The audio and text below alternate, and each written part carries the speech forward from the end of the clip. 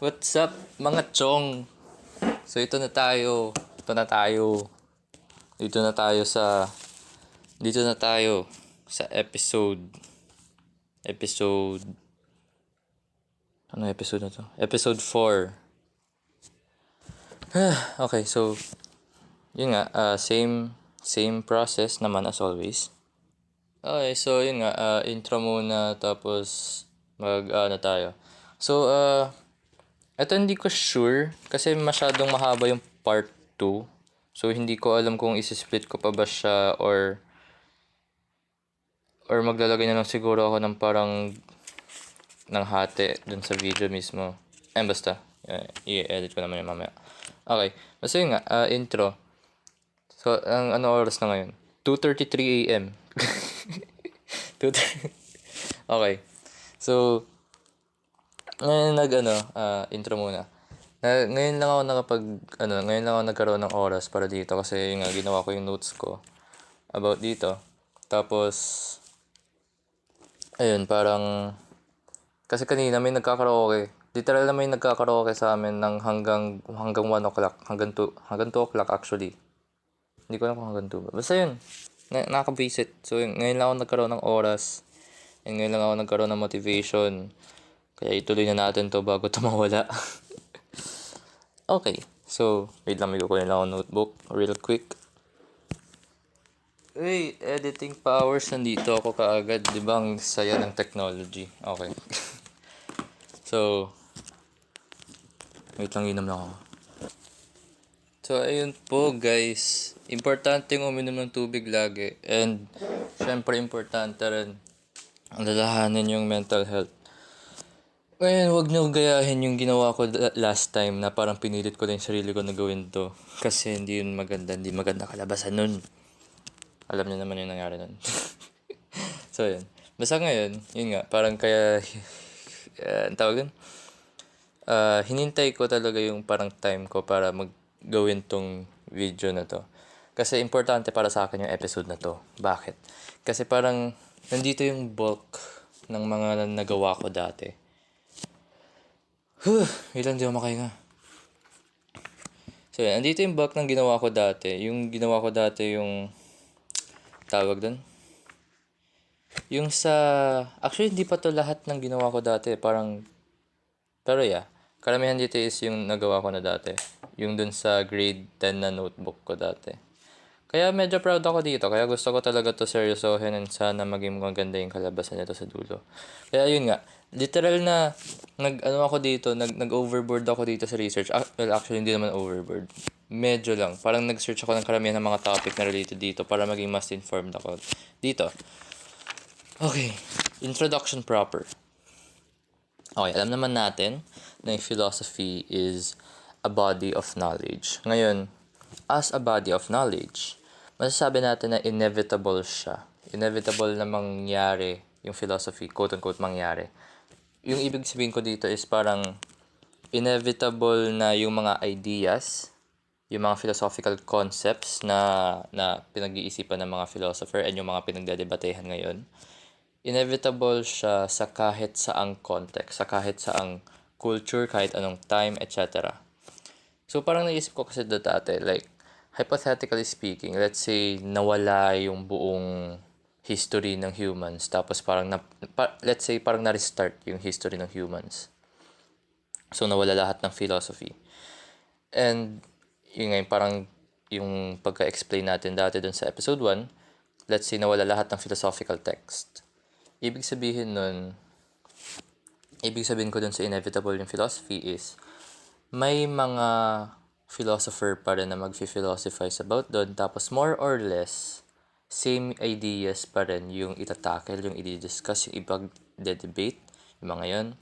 Okay, so ba't ko to sinasabi? Bakit ko to sinasabi sa intro? Bakit siya importante? Okay, so ngayon diba nasabi natin yung filosofiya ng mga Pilipino? Doon nasabi natin na yung philosophy ng mga, yung dapat na philosophy ng mga Pilipino is, ano dapat tayo? Parang skeptic dapat tayo. So parang wag tayo mag-focus sa ibang foreign na philosophy, sa ibang foreign na philosophers rather, Instead, mag-focus tayo sa sarili nating discussion, sa sarili nating reasoning, mga ganong klaseng bagay. Okay, so ngayon, bakit ko yung sinasabi? Kasi, somewhere along the line, kung, let's say, mag-a-abstain tayo sa outside sources, feeling ko, like, yun nga, hypothesis lang naman, feeling ko magkakaroon din naman ng mga same ideas or same concepts na naisip na ng mga dati philosopher. So, anong ibig sabihin ko dito? Alam niyo yung parang yung feeling na may naisip kang malupit na bagay. Tapos nung sinearch mo siya sa internet, yun pala may literal na may explanation na pala yun na nakahilata. Yung parang ganun. Yung akala mo original pero yun pala hindi. Yung ganung feeling. So yun yung sinasabi ko dito. Ngayon, yun nga. Dahil karamihan ng mga pag-uusapan natin ngayon is na pag-usapan na dati ng mga dating philosopher. So, yun yung isa sa mga reasons kung bakit ako naghalungkat ng mga references. Kung bakit ako nag-research about sa mga topics na i-discuss natin ngayon. So, yun nga, maraming references this episode. So, yeah. Wait lang. Okay, so, dahil dun sa mga reference ko, dahil dun sa mga, yung sa pag-research ko about dun sa mga topics na yun, sandamakmak pala yung kailangan i-review. So, parang kunyari, kailangan ko rin i-review yung formal logic, yung mga ganong stuff. Pero, literal na wala akong panahon para dun. Kasi kung inaral ko yun lahat, literal na hindi na ako makakagawa ng episode 4. So, parang, yun nga, I had to draw the line somewhere. So, yung line na yun is yung line ko kanina kaninang hapon nang sinabi ko, sige, okay na to. Mag-start na ako sa outline ng episode 4. So, basically, yun na yun. Kasi parang, yun nga, ewan ko ba. Basta, yun nga, nagkagana na ako gumawa. Di gawin ko na lang din, di ba? Saka more or less, medyo coherent na naman yung pag-i-discuss natin ngayon, kaya okay na. So, ayun. Sorry, medyo mahaba yung intro natin. Gusto ko lang yun i-explain. So, yes, ito na tayo. OverThoughts, Episode 4. Abstraksyonismo at Pagdama. Prelude. Ramdam at Isip. Okay. So, Ramdam at Isip. Yung ibig sabihin ko dito is, ano nga ba yung English ng mga to? So, yung English na katumbas ito is thoughts and feelings. Okay. So, gusto ko sana isama sa prelude na, yun nga, about sa abstraksyonismo. Parang ito yung continuation ng episode 2. So, yung dun kasi sa episode 2, ano siya? Diba, yun nga, yung title niya is Introduction sa Abstraksyonismo. Ngayon, introduction siya kasi more on a conceptual level siya. Kasi diba, yung pinag-uusapan natin dun is yung umbrella concept. Tapos, yun nga, parang yun lang yung pinag-uusapan natin. Hindi pa tayo, parang yun nga, thought experiment lang yung nangyari ng episode 2, diba? So ngayon, ito ngayon yung parang yun nga, yung bulk ng abstractionismo. Or at least yung first na bulk ng abstractionismo. Which is, yun nga, pumapasok na tayo sa theoretical na playing field, kumbaga. Kung yung last time is conceptual, ngayon theoretical na. Theoretical kasi may mga pagbabasihan na tayo dito. May parang line of reasonings na tayo dito sa mga chuchu. Ayun. Okay. So, prelude. So, yun nga, hindi ko alam talaga kung paano sisimulan yung episode na to be honest. Ang dami kong, kasi marami akong gustong pag-usapan, so hindi ko alam kung saan magsisimula. Ngayon, magsisimula tayo sa'yo. By that, I mean, meron tayong gagawing slight na parang mental exercise. Kumbaga, parang ganun. Okay, so yung gusto nating gawin is yun nga, since metaphysics yung topic natin, gusto natin i-break down yung reality. So, ngayon, dito sa exercise na to, i-break down natin yung reality together. Okay.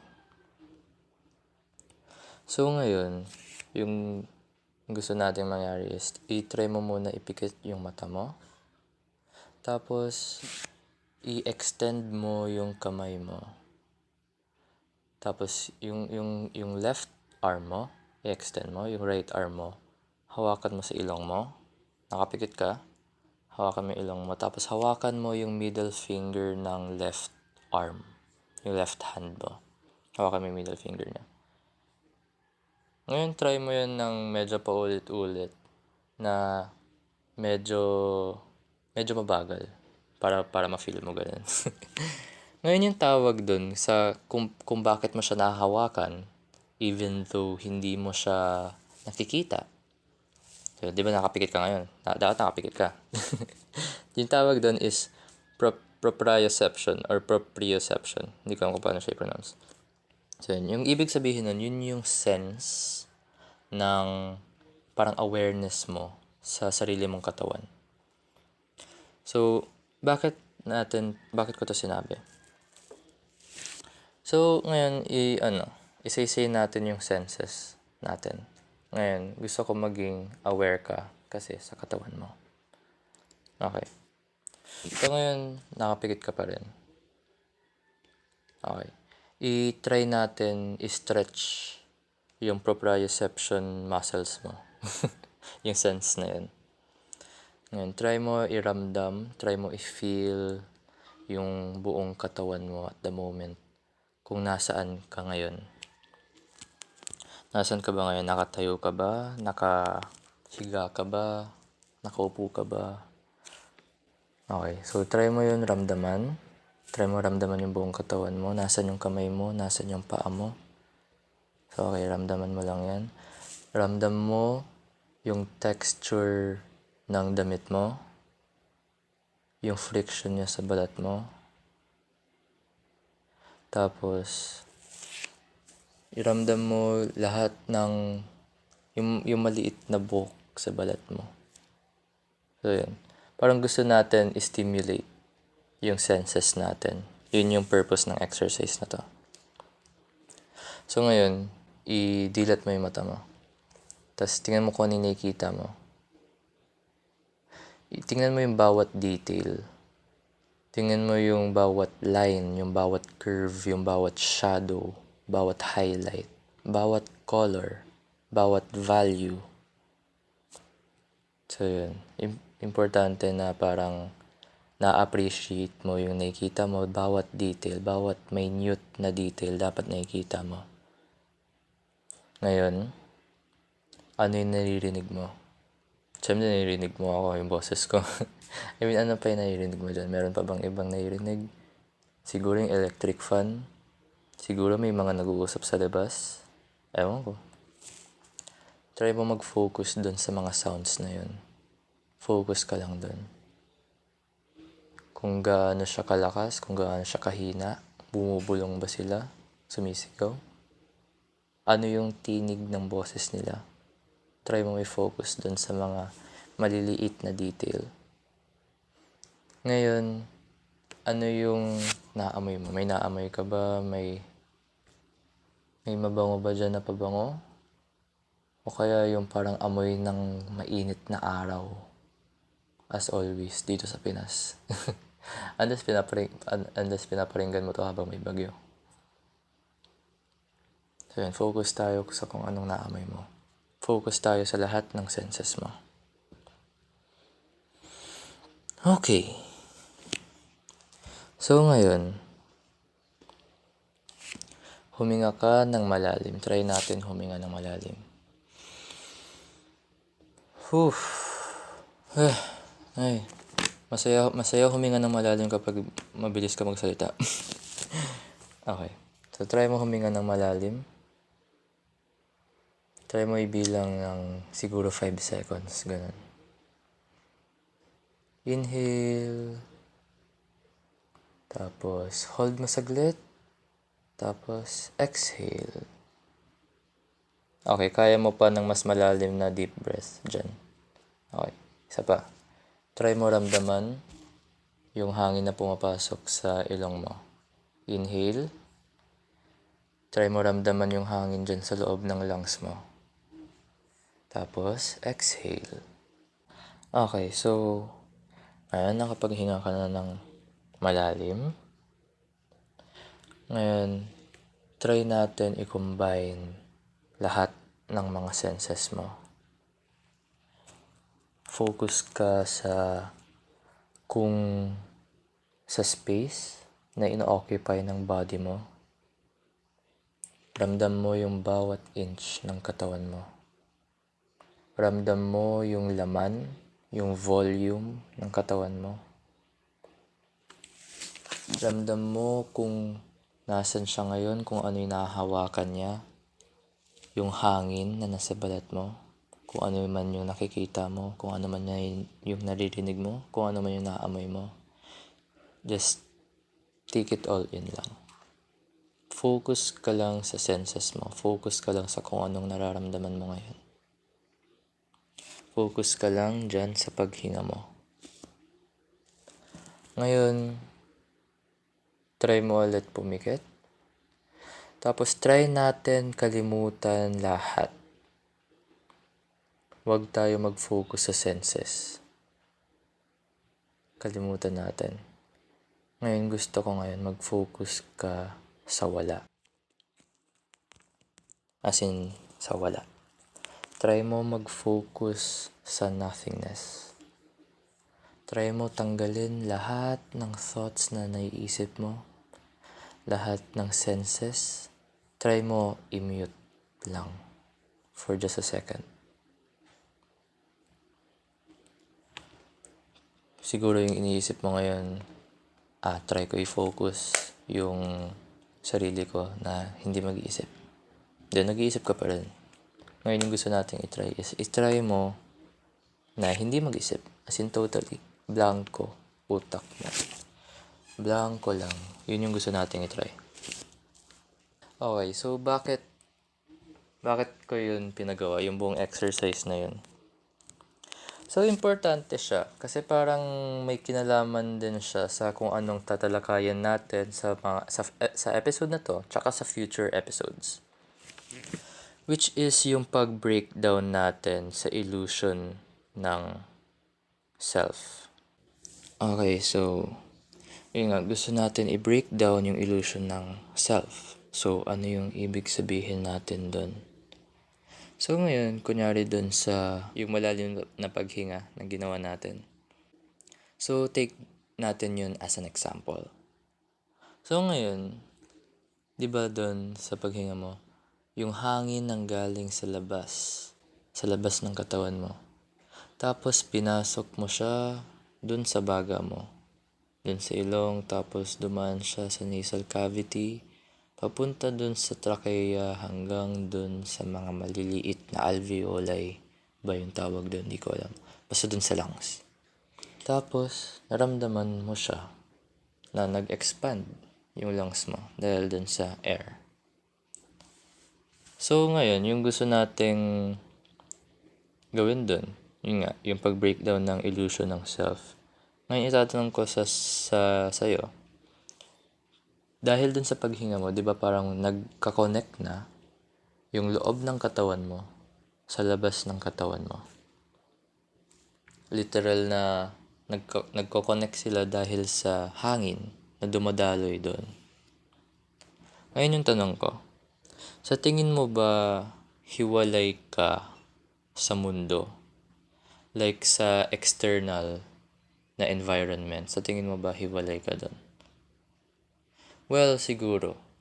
From the word itself, external nga yung environment, external sa sarili mo. So, hindi naman masama isipin na hiwalay ka sa iba. Like, yung concept ng self mo is nakabound lang dyan sa katawan mo. Dyan sa skin mo, nakabound lang dyan. Everything na nasa labas, hindi na ikaw yun. So, yun yung parang yun yung gusto nating i-breakdown. So, ito isa pang tanong. Sa tingin mo ba hindi mo parang parte parang hiwalay nga siya. Hindi mo parte yung paligid mo. Parang naka-isolate ka. Parang ganun. Parang let's say yung salamin mo, kung nakasalamin ka man, or siguro yung damit mo, parte ba siya ng sarili mo or hindi? Di ko naman sinasabi like yung sarili as in parte ng katawan mo. Like yung concept of self mo. Like, yung gusto ko yung tanong dito, kung hanggang saan nag-extend yung quote-unquote body mo, yung physical body mo, hanggang saan siya nag-extend. Yun nga, meron ba tayong concept ng internal? Meron ba tayong concept ng external? So ngayon, dun sa konting section ng exercise na ginawa natin, yun dun sa banda dulo, yung sinabi ko, try mo i-focus yung isip mo sa nothingness. Ngayon yung tanong ko sa'yo dun, nasan sa tingin mo yung isip mo? Like, nasan siya in physical space? So, siguro masasabi mong nasa ulo siya. So, ngayon, bakit kaya siya nasa ulo? Bakit sa tingin mo nasa ulo yung isip natin? Bakit tingin natin nandun yung isip natin, yung consciousness natin, yung awareness natin, bakit siya nandun? So, ngayon, we feel, quote-unquote, na nandun yung consciousness natin. Kasi, masasabi natin na nandun yung sensory focal point. Okay, so parang sarili ko tong term. Yung ibig sabihin ko dito is, nandun most of your sensory organs. Andun yung mata mo, andun yung tenga mo, andyan yung ilong mo. And andyan din yung dila mo. So, parang nandyan na rin lahat. Basically. So, kaya nandyan yung feeling natin na nandyan yung isip din natin. Kasi parang lahat ng input na pupunta dyan. So, yun, parang food for thought lang din. So, ngayon dahil dun sa feeling mo parang lumulutang lang yung kaluluwa mo or something, yung consciousness mo dyan sa loob ng utak mo, masasabi mo ba na quote-unquote external yung katawan mo ngayon? Kung kanina nasabi natin na external yung environment, ngayon masasabi ba natin na external yung katawan mo mismo? External in relation to your mind. Ngayon yung kung yung mind mo is yung internal, masasabi ba natin external yung body? Parang ganun. Ngayon, saan sa tingin mo yung ideas na iniisip mo kapag nag-isip ka, nasan siya nakalagay? Like in physical space. Masasabi mo ba na parang nakikita mo siya sa harap mo, yung kung ano yung iniisip mo? Or nandun pa rin ba siya sa loob? Or baka nandun siya at the back of your mind? As in, nararamdaman mo siya dun sa likod. Parang ganun. Saan mo na-visualize yung thoughts mo? Emphasis sa saan. As in, saan talaga. Nasan siya? Saan siya present? Okay, so, example. Bigay tayo example ng isang idea. Let's say, peace. Kapayapaan. Ano yung nai-imagine mo doon sa peace? Okay, so, di ko naman malaman kung ano yung sagot mo. Pero, for example, isa pang example, apple. Kapag naisip mo apple, ano yung nasa isip mo? Siyempre, mansanas. So, mas madali siya i-visualize, siyempre. Pula, medyo bilog, siguro may stem, tapos yung parang may kulubot-kulubot dun sa ilalim. Parang ganun, di ba? Mansanas. Siguro more or less the same naman yung iniisip natin pag iniisip natin yung apple. Hindi naman siguro natin iniisip yung itsura ng orange. So yun nga, mas madali siyang i-visualize. Pero balik tayo sa example natin kanina, which is peace. Ano yung naiisip natin dun? Which is more abstract kaysa sa apple. Naisip ba natin yung word mismo ng peace? Like yung P-E-A-C-E? Or naisip ba natin siguro yung peace sign? Or siguro naisip natin yung mga illustration sa textbook kung saan una nating na-encounter yung word na peace. Yung mga illustration ng naghahawak kamay, yung parang yung parang mga tao na nakapalibot sa mundo. Kasi 'di ba parang kapag dinidiscuss yung peace dati, parang yun yung palaging kasabwat na visuals para dun. O kaya baka iba yung iniisip mo sa peace. Baka may naisip ka na parang video clip na nakita mo sa balita dati. Or baka nasa isip mo siguro simbahan. Or siguro kalapate, yung may olive branch na naka dun sa beak niya. So, yun nga. Kapag mas abstract yung peace, medyo mas mahirap siya i-visualize, di ba? Pero kapag sinabi ko yung word na peace, ganun kabilis, may pumapasok sa isip mo, which is yung idea ng peace. So, pag visualize natin yun, we can say na siguro all of the above yung na-visualize natin. Lahat ng mga nabanggit ko, siguro yun yung pumasok sa isip mo, all at the same time. I-explore pa natin yun mamaya, yung idea ng mga ganun, yung mga thoughts. So ngayon, gusto ko itanong, ano yung peace? Like, literal na ano yung idea ng peace. Saan siya gawa? So, kunyari, ano yung peace? Ano yung love? Ano yung hate? Ano yung faith? Ano yung hope? Mga abstract concept. Kasi yung mga yun, saan sila gawa? As in gawa. As in literal na material. Saan sila gawa? Kung yung mga objects, gawa siya sa parang sa mga atom, ganun. Saan gawa yung ideas? Okay, so balik tayo dun sa objects naman. Yung mga object na thoughts. Like yung sa apple, kanina na example natin. So, di ba nga mas madali siyang i-visualize kaysa sa peace? So, ngayon, saan gawa yung apple? Saan gawa yung orange? Saan gawa yung mango? Saan gawa yung banana? Na iniisip mo. Iniisip mo lang sila. So, siguro, naisip mo in that order yung apple, orange, mango, banana. Pero yung nga, saan sila gawa? Yung ideas na yun. Same lang ba yung quote-unquote materials ng ideas na yun dun sa ideas ng mga abstract na concepts? Same lang ba ng composition yung idea ng apple sa idea ng peace? Or meron bang quote-unquote the apple na idea na hindi siya kaparehas ng ibang idea? Meron lang iisang idea ng apple at dun lang siya gawa siya sa sarili niya. Yun yung idea ng apple, the apple. Same sa iba, the orange. Dun lang siya gawa. Hindi na siya gawa sa ibang bagay. So, parang masasabi natin na iba-iba rin yung material ng iba't ibang thoughts. So, ginagamit ko loosely yung word na material. And i-explore pa naman natin to. I-explore pa naman natin tong lahat mamaya. So, ngayon siguro alam mo na yung i-delve into natin mamaya. Dahil doon, medyo hints na lahat ng mga nabanggit natin.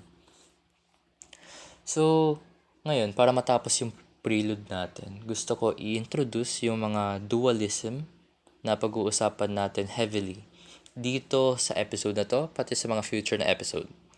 Yung mga dualism na yun is yung nabanggit natin kanina, yung internal and yung external. Yung i-discuss natin mamaya. Yung mind and yung body. Tapos yung sa future episodes, yung ethereal and yung material. And understanding, tsaka being. So, yun yung mga dualism na hihimay-himayan natin siya sa mga podcast na to at yung mga darating na podcast.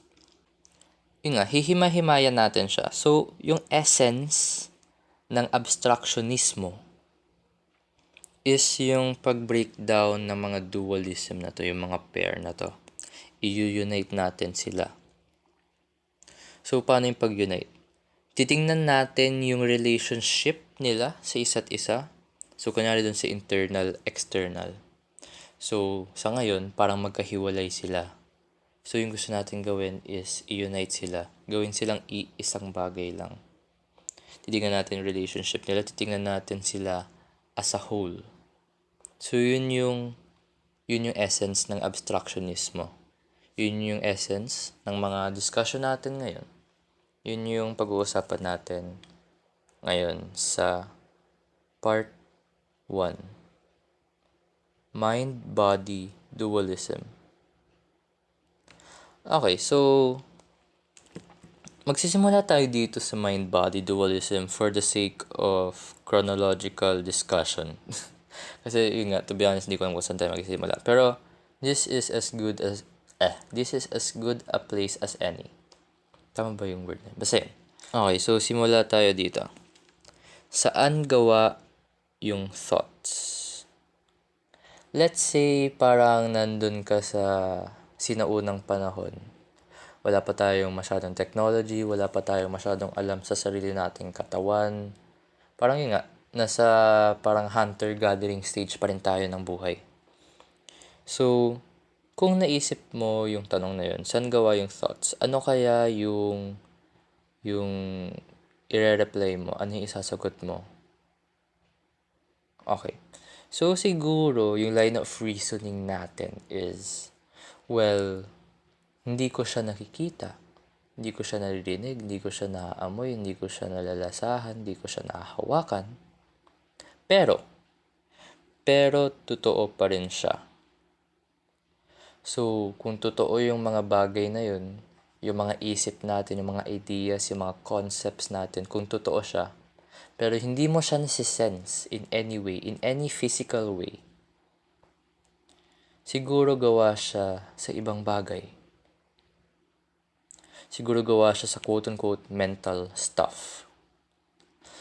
Okay, so meron tinawag yung mga philosophers dito dati. Yung tawag nila doon dati is substance dualism, which is gawa sa parang may dalawang categories. Yung parang matter, like overall lahat, everything. So, either gawa siya sa physical stuff or gawa siya sa mental stuff. Tapos nakikita na natin kung saan nakasuot yung mind tsaka kung saan nakasuot yung body. So ngayon, kunyari sa mind.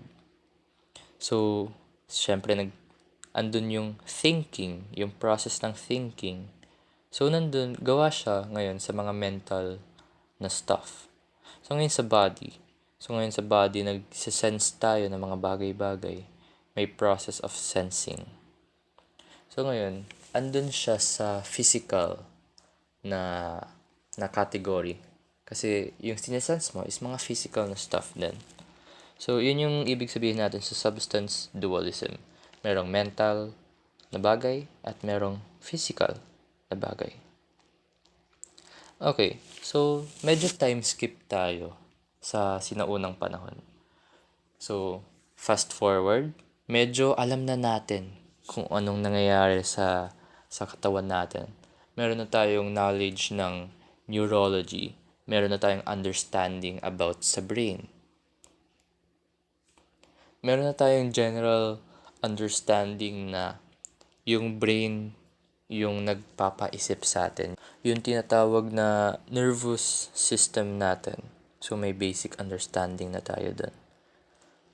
Okay. So, ngayon, dahil sa understanding na yun, siguro kapag tinanong mo ulit yung saan gawa yung thoughts or kung nasaan yung thoughts, baka iba na ngayon yung isasagot mo. Ngayon, yung baka isasagot mo is medyo may overlap yung mind and yung body. So, hindi tulad ng dati na magkahiwalay sila. Ngayon, medyo nag-interact sila sa isa't isa. So, for example, yung dun sa body, naapektuhan niya yung mind mo. Paano niya yung naapektuhan? So, for example, gutom. So, kapag nagugutom yung katawan mo, i-alert ng katawan mo na, huy, kailangan ko ng pagkain ngayon. So, nangyayari yun through chemical interactions, which napupunta ngayon siya sa nervous system mo, and napupunta siya sa mind mo. And dahil doon, naapektuhan yung mind mo. Sinasabi niya na, gutom ako, shit, di makapag-focus. Yung mga ganong klaseng bagay. So, yun yung ibig sabihin natin sa interaction ng body sa mind. So, ngayon, paano yung mind sa body? Paano naapektuhan ng mind yung body? So, ngayon dito, basic example. Kunyari, emotions. So, kunyari, nanonood ka ng horror na movie. So, iniisip mo lang naman. So, wala pa yung jump scare. Pero iniisip mo pa lang na paparating na siya. So, yung isip mo na yun, yung mind mo, naapektuhan yung body mo. So, dahil dun, parang,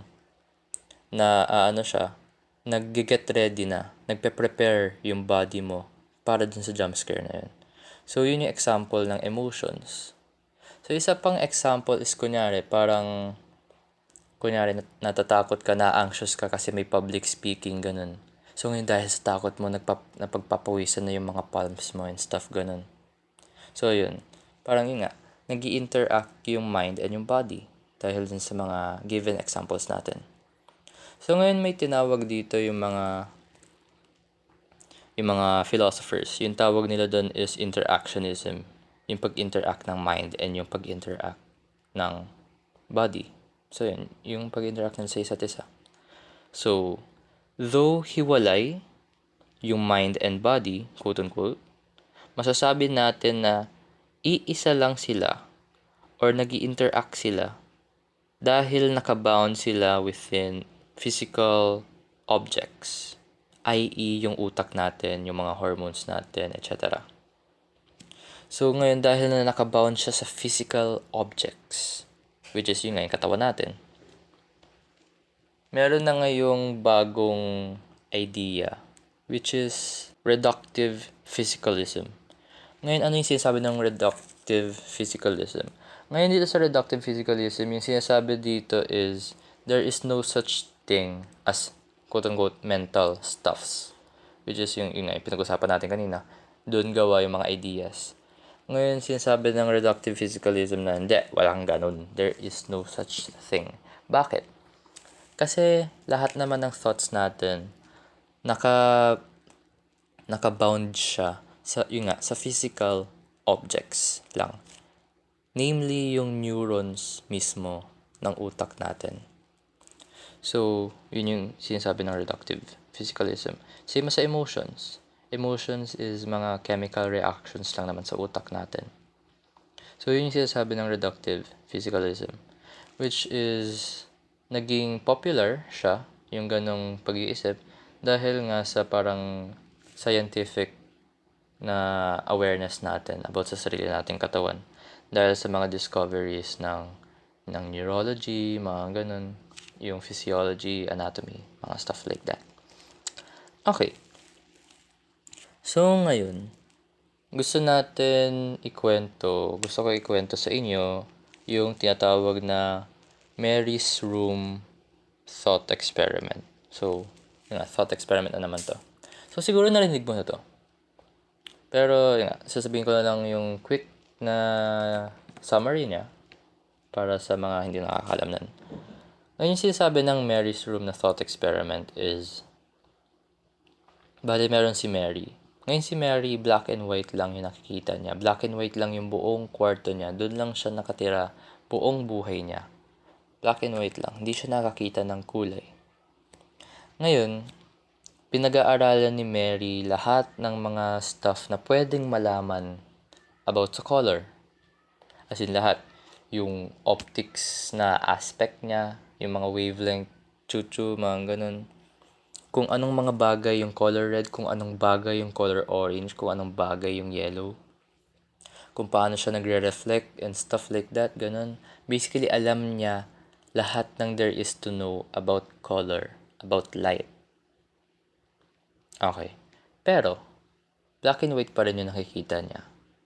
Yun yung constant sa buhay ni Mary. Black and white lang yung nakikita niya.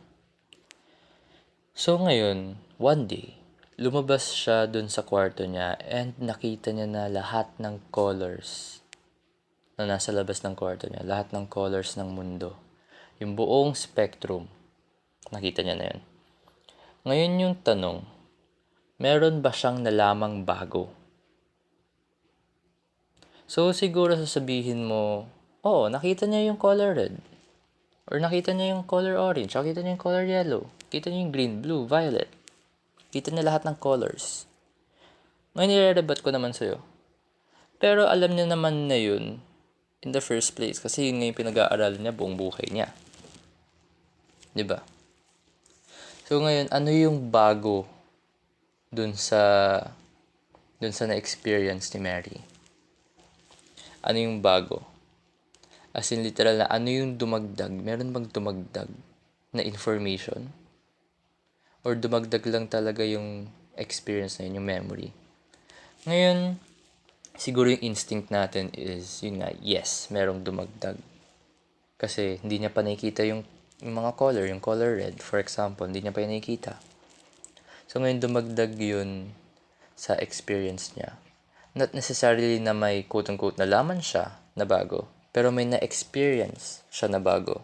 Ngayon, meron tayong term dito, which is qualia, or yung experience itself. Okay, so, ayun nga.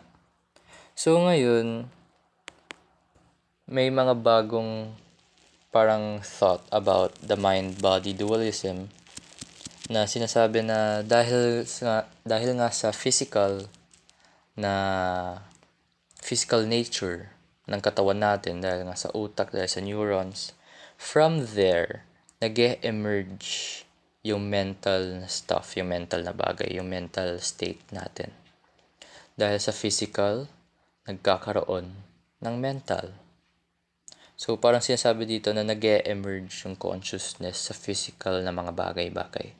Ngayon yung tawag dito is epiphenomenalism. Yun yung tawag doon. Okay. So, ngayon merong isa pang thought about sa mind-body dualism na parang nagbibigay siya ng sarili niyang take. Ngayon tawag dito is Mysterianism, which is sinasabi na hindi natin talaga kayang malaman yung consciousness. Literal na imposible para sa mga kokote natin na ma-understand yung consciousness. Kasi yung brain natin is compartmentalized. Ganun siya mag-isip through categories. Ngayon, i-explore pa natin yung lahat mamaya. And kung maalala mo, yung parang yung dun sa concept na hindi siya comprehensible sa utak natin. Siguro naalala mo yung pagkasabi natin ng same thing dun sa umbrella concept. So, yun nga, para magkaka-connect din yan lahat. Okay.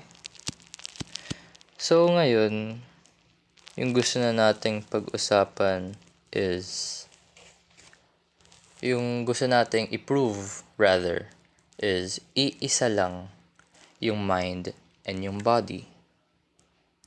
Hindi sila hiwalay in the first place. Yun yung gusto nating pag-usapan. So, medyo papunta na rin dun yung interactionism kasi nag-interact sila. Medyo papunta na rin dun yung epiphenomenalism. Medyo papunta na rin siya dun kasi sinasabi dun na nag-emerge yung mind sa body. Pero yung gusto natin pag-usapan is iisa lang talaga sila. There is no distinction. So, dahil dito medyo naglilin tayo sa reductive physicalism kung saan sinasabi na lahat physical lang, or siguro for lack of a better word, lahat body lang, pati yung mind body lang, ganun.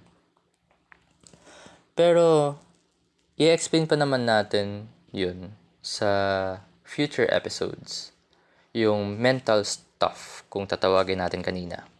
I-explore pa natin kung ano nga ba talaga yung mga yun, kung saan siya gawa sa mga future episodes. Hindi natin yung tatalakay ngayon, pero importante na yun yung goal natin, is mapag-isa yung mind and yung body. Since yun nga, na banggit natin kanina, na gusto natin hima-himayin yung mga dualism na to, tapos i-unite sila sa iisang concept. titingnan natin yung whole kaysa sa magka-separate. Okay. So ngayon gusto ko i-introduce yung isa pang dualism na importante na i-discuss natin thoroughly within this episode and the next episode. Yung dualism na yun is yung the perceiver and the perceived. So, umiikot lang to sa concept ng perception. So, meron nagper-perceive, meron yung pinar-perceive. So, yun yung ibig sabihin ko dito sa Pagdama, yung title ng buong episode na to. Pagdama roughly translates to perception sa English. So, ngayon balik tayo dun sa mind and body, yung substance dualism, yung magkahiwala yung mental and yung physical. Balik muna tayo dun, saglit. So, ngayon, di ba sinabi dun na quote-unquote magkahiwalay yung mind and yung body. Ngayon, titingnan natin na yung relationship nga nila is perception. So, ngayon yung medyo parallel yung dualism na to, yung perceiver and the perceived, dun sa internal and external. So, pwede natin yun isipin within that framework na meron nga yung perceiver, which is yung internal, and meron yung perceived, which is external. So, same din siya dun sa mind-body, which is yung mind is yung perceiver, yung body is yung perceived. Pero tatalakayan pa natin siya, hihima-himayan pa natin kung ano nga ba yung ibig sabihin ng perception, kung ano nga ba yung ibig sabihin ng perceiver, tsaka yung perceived. So ngayon, yun nga, sinabi natin na hiwalay siya, yung mind and yung body, pero titingnan natin kung paano siya nag-unite. Through perception. So ngayon, para matapos yung part 1 na to, gusto natin i-discuss briefly yung fundamental aspects of reality. So ngayon, Jack, ano yung kinalaman nito bigla? Bakit may kinalaman sa fundamental aspects of reality? Saan to galing? Di ba utak yung pinag-uusapan natin? Okay. So ngayon, importante to since, yun nga, bakit natin to kailangan malaman? Kasi nagre-reflect yung nature ng reality, yung nature ng universe. Nagre-reflect siya sa nature ng human mind.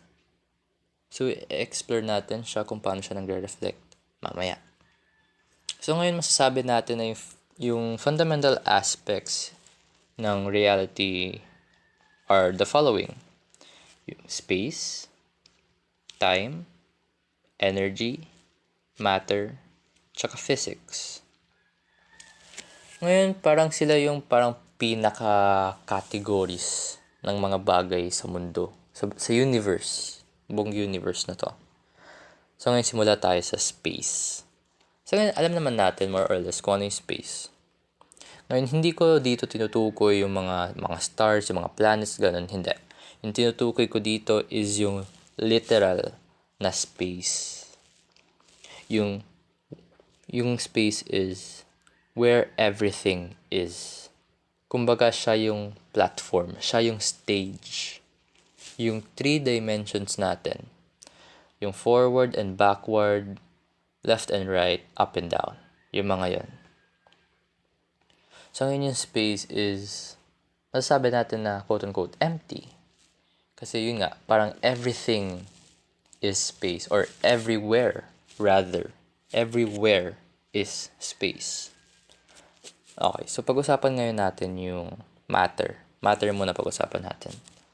So ngayon, for the sake of generalization, sabihin natin na kasama na dito yung matter, yung antimatter, dark matter. So, yung mga yun. Basta any form of matter. Pati negative matter kung gusto mo. Ewan ko ba? Basta yun. So ngayon, yung matter, anything, emphasis sa thing, anything that occupies space. Ikaw, matter ka. Yung mga planet, yung mga stars, matter sila. Yung hangin na hinihinga mo ngayon, matter sila. So, lahat ng nag-occupy sa space, matter. So, yun lang naman yun. Mabilis lang naman siya. Lahat, kahit anong may volume, Parang ganun. So, yung mga atoms, yung mga quarks, yung mga yun, basta lahat. Ngayon, sunod tayo sa energy. Ngayon yung energy, masasabi natin na yun yung parang dynamics ng buong universe. So, parang siya yung literal na buhay ng universe. Siya yung nagpapagalaw sa matter. Sipin mo, temperature. Sipin mo yung kinetic energy within sound, within mechanical energy. Yung chemical energy na nakastore sa loob ng atoms. Yung mga energy na yun, yun yung nagpapagalaw sa universe natin. So, yun lang naman yan. Ngayon, punta tayo sa concept ng E equals mc squared. So, ngayon sinasabi lang doon ni Boss Einstein is, iisa lang pala yung matter and yung energy. Kasi yun nga, literal na E, energy, equals M, mass, or matter. E equals mc squared. So, yun nga, iisa lang talaga sila. So, may nakita ako dati, may nabasa ako. Hindi ko alam kung saan actually, pero alam ko sa YouTube yun. Sinasabi doon na yung matter is a form of congealed energy. So ngayon, kung gusto talaga natin himayin to, kasi medyo iniiwasan ko maging technical dito. Pero yun nga, yung parang yung mga fundamental forces natin, yung pinaka-energy talaga natin, like yung electromagnetism, yung gravity, yung weak and strong nuclear force, nakabound sila sa mga particles din. So, nakabound sila sa matter. So, parang, ewan ko, actually, hindi ko alam yung mga pinagsasabi ko. Hindi ko alam yung pinagsasabi ko, actually. Pero, more or less, yun yung gist. Basta, same yung energy sa matter. So, ngayon nabanggit natin na yung energy is yung dynamics ng buong universe. So, dynamic siya through the propagation of time. So, yung time is yung change of stuff within space. So, yun yung time. Time is parang change. So, kunyari, kung yung isang apple is nasa ere, mid-air, syempre, pupunta siya sa sahig sa susunod na second. Mag-change siya within space. So, kunyari, isang explosion. Sumabog siya within 1 second lang din. So, ngayon, yun nga, change within space. Yun yung time. Kung walang time, walang gagalaw, static lang lahat. Hindi ako makakapagsalita ngayon. Okay. So, yung time is usually, iniisip natin siya as one-dimensional, which is forward. So, kung gusto natin himayan pa to lalo, yung direction ng time, yung tinatawag na arrow of time, is nakadepende sa entropy. So, yun yung parang chaos ng universe. So, yun nga, ayoko maging masyadong technical dito, pero yun lang naman yung importanteng malaman, yung importanteng i-discuss, yung one-dimensionality ng time. So, ngayon importante rin lahat ng to para sa future episodes kasi mababanggit din natin to ng paulit-ulit kasi yun nga, metaphysics yung topic natin. So, either way, mapag-uusapan natin to. Okay. So, once na pagsama natin yung time tsaka yung space, magkakaroon tayo ng tinatawag na space-time. Ngayon, ano yung space-time? Ngayon, kasi si Boss Einstein, nalaman niya na fundamentally linked yung space tsaka yung time. Hindi sila magkahiwalay na bagay. Magkasama lang sila. Hindi sila magkasama. Iisa lang sila. Space-time. The fabric of space-time.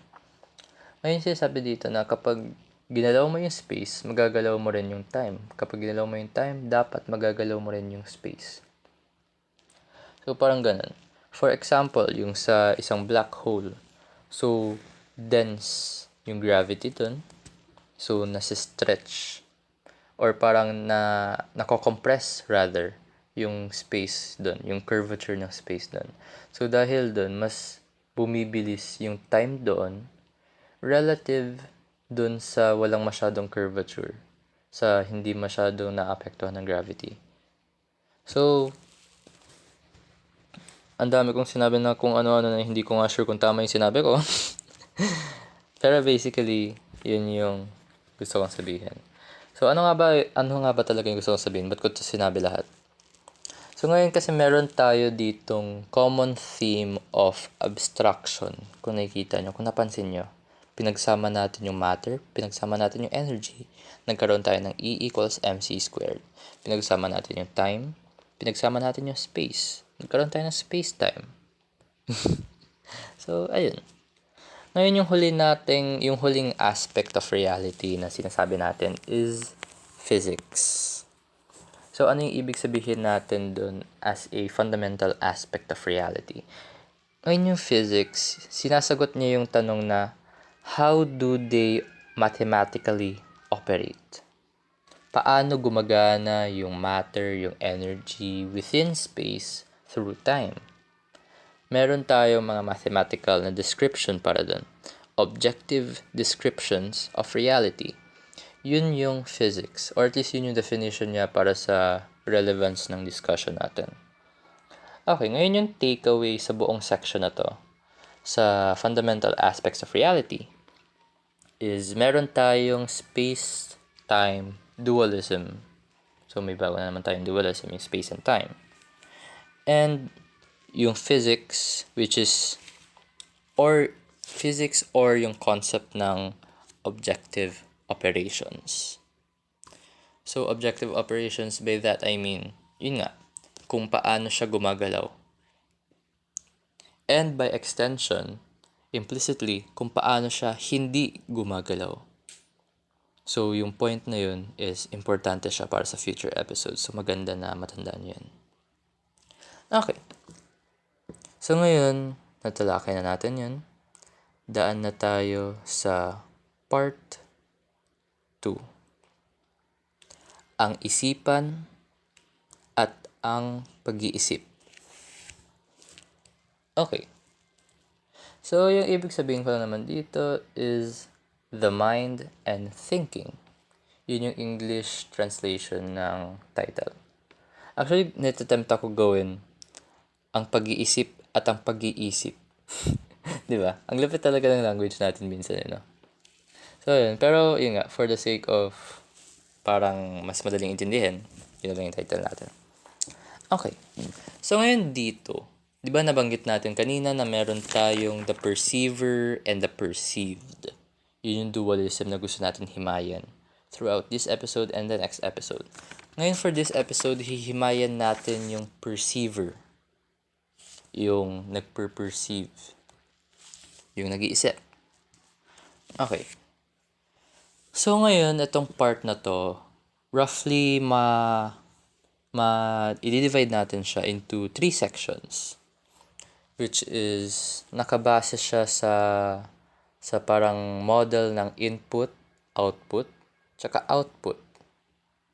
Pero actually, hindi maganda i-apply yung model na yun para sa pag-uusapan natin kasi parang hindi talaga siya nagtitranslate into input lang, process lang, output lang. Pero, yun yung the best that we've got. So, yun na lang yung batayan natin ng pagkakategorize ng mga sections na to. Okay. So, ngayon, dun tayo sa input or yung neurological or neural level ng perceiver. So, ngayon, importante dito since neural level siya, ano rin siya? Biological level. So, importanteng itandaan, importanteng i-consider na biological lang lahat ng pag-uusapan natin so far. So ngayon, ano yung ibig sabihin natin dito sa input? So ngayon, meron tayong dalawang bagay na tinatawag natin na sensation tsaka recollection. Ngayon, yun nga, input ano yung pinerperceive natin. Ngayon, di ba yung perceiver? Siya yung nagper-perceive. Perception is yung awareness through the senses. So, yun nga. Ano yung ibig sabihin natin sa sensation and recollection? Ngayon, di ba nabanggit ko kanina na meron tayong space-time dualism. Ngayon, medyo nag-a-apply yun dito. Ngayon, yung space is yung sensation and yung time is yung recollection. Ngayon, hihimay-himayin naman natin to isa-isa, so don't worry about that. So, unahin na natin yung sensation or yung parang spatial aspect ng input. Okay. So, dito, technically, hindi siya space.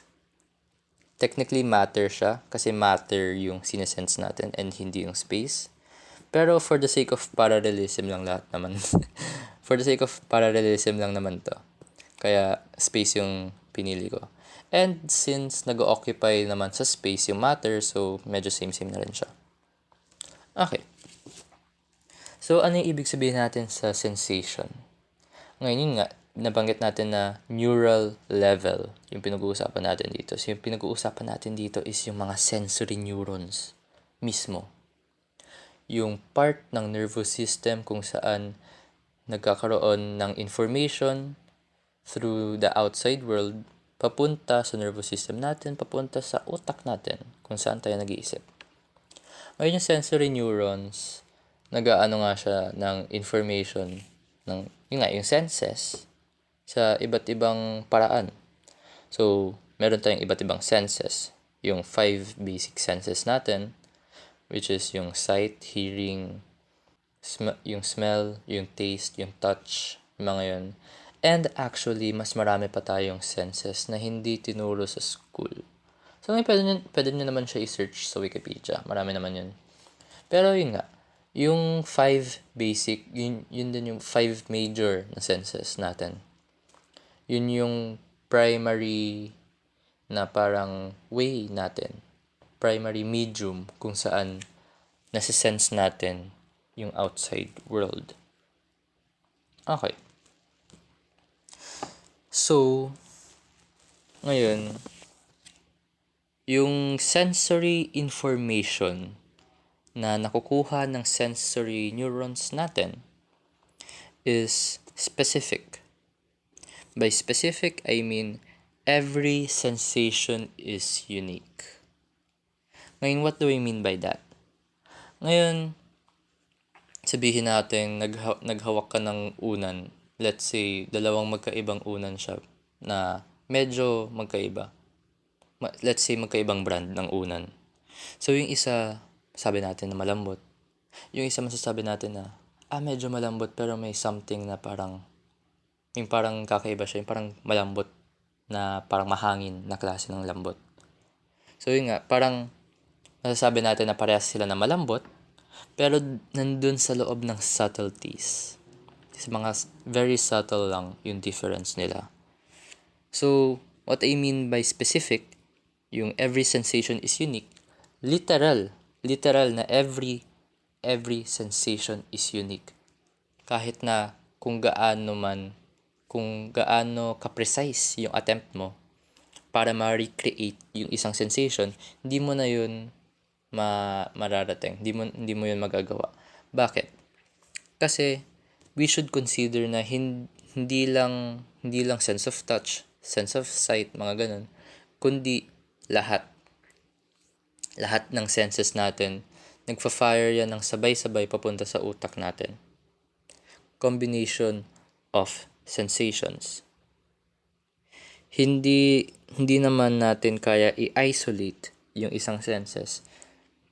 Hindi naman natin kaya sabihin na sight lang, doon ako nagfo-focus. Hindi. Kahit anong gawin mo, kahit anong titig mo dyan, nakakarinig ka pa rin eh. So, yun yung ibig sabihin ko sa combination of senses. Hindi natin ma-isolate siya. So, yung sinasabi kong every sensation is unique. Literal na every second is unique para sa'yo. Every second, iba-iba yung sensory information na nararamdaman mo. Siguro sa second ngayon may naramdaman kang hangin sa braso mo. Sa second mamaya hindi. Pero yun nga, yun yung ibig sabihin ko. Iba-iba yung sensory information na nararanasan natin kada segundo ng buhay natin. Kasi iba-iba yung sensation natin. Okay, sorry, medyo redundant na ako dun. Ngayon, yung gusto ko lang naman sabihin is, yun nga, specific siya. So ngayon, paano natin tinitake yung sensations na yun? Paano natin siya ini-input? So ngayon, gusto ko i-introduce yung concept ng quantized sensation. Quantized, ibig sabihin parang nakapacket siya. Parang naka-contain siya sa isang pakete, sa isang packet. Para isipin mo, nakasachet siya, parang ganun. So, ano yung ibig sabihin ko sa quantized sensation? So, ibig sabihin, parang nakapakete yung mga sensations natin. Hindi natin nararamdaman lahat. Okay. So, for example, merong isang quote na actually walang kinalaman dito pero relevant din siya sa quantized sensation sa kung anong gusto kong sabihin. For there would be infinite series of experiences without any possibility of connecting one experience with another. So ngayon, balik tayo dun sa example ng unan. So ngayon dun sa example ng unan, meron naman tayong, yun nga, iba-iba yung combination of senses natin. Iba yung nakikita natin nung hinawakan natin yung unan A. Iba yung naririnig natin nung hinawakan natin yung unan B. So, parang something like that. Iba-iba yung set of experiences natin. Ngayon, yung sinasabi ko dito, yung sinasabi ng quote, kung hindi naka-quantized, kung hindi nakapakete yung sensations na yun, magkakaroon ng information overload. Sensory information overload. Bakit? Kasi kailangan mo i-process yung bawat segundo, lahat ng, yung every detail ng sensations mo. Kailangan iproseso ng utak mo. So, syempre, hindi natin yun kaya. Literal na, physically, hindi natin yun kaya. Kaya, yung quantized sensation, yun yung parang shortcut para ma-process natin ng maayos yung mga sensations natin, yung mga experiences natin. Ngayon, sa biological or sa neural, dahil sa biological or neural limitations, nagkakaroon ng demand para sa incompleteness ng sensation. Biological or neural limitations demand the incompleteness of sensation. Ngayon, ano yung ibig sabihin ko dun? Yun nga, limitado lang yung utak natin. Limitado siya kasi physically limited siya. Kasi yun nga, nakabound siya sa physical matter. So ngayon, dahil nakabound siya sa physical matter, meron din siyang physical limitations. I.e., yung hindi natin kaya i-compute lahat ng sensory information na natatanggap natin. Okay. So ngayon parang medyo basic lang naman to. Hindi to detailed na neurology. Hindi ako familiar dun. Actually, hindi ako masyado nakapag-research about sa neurology.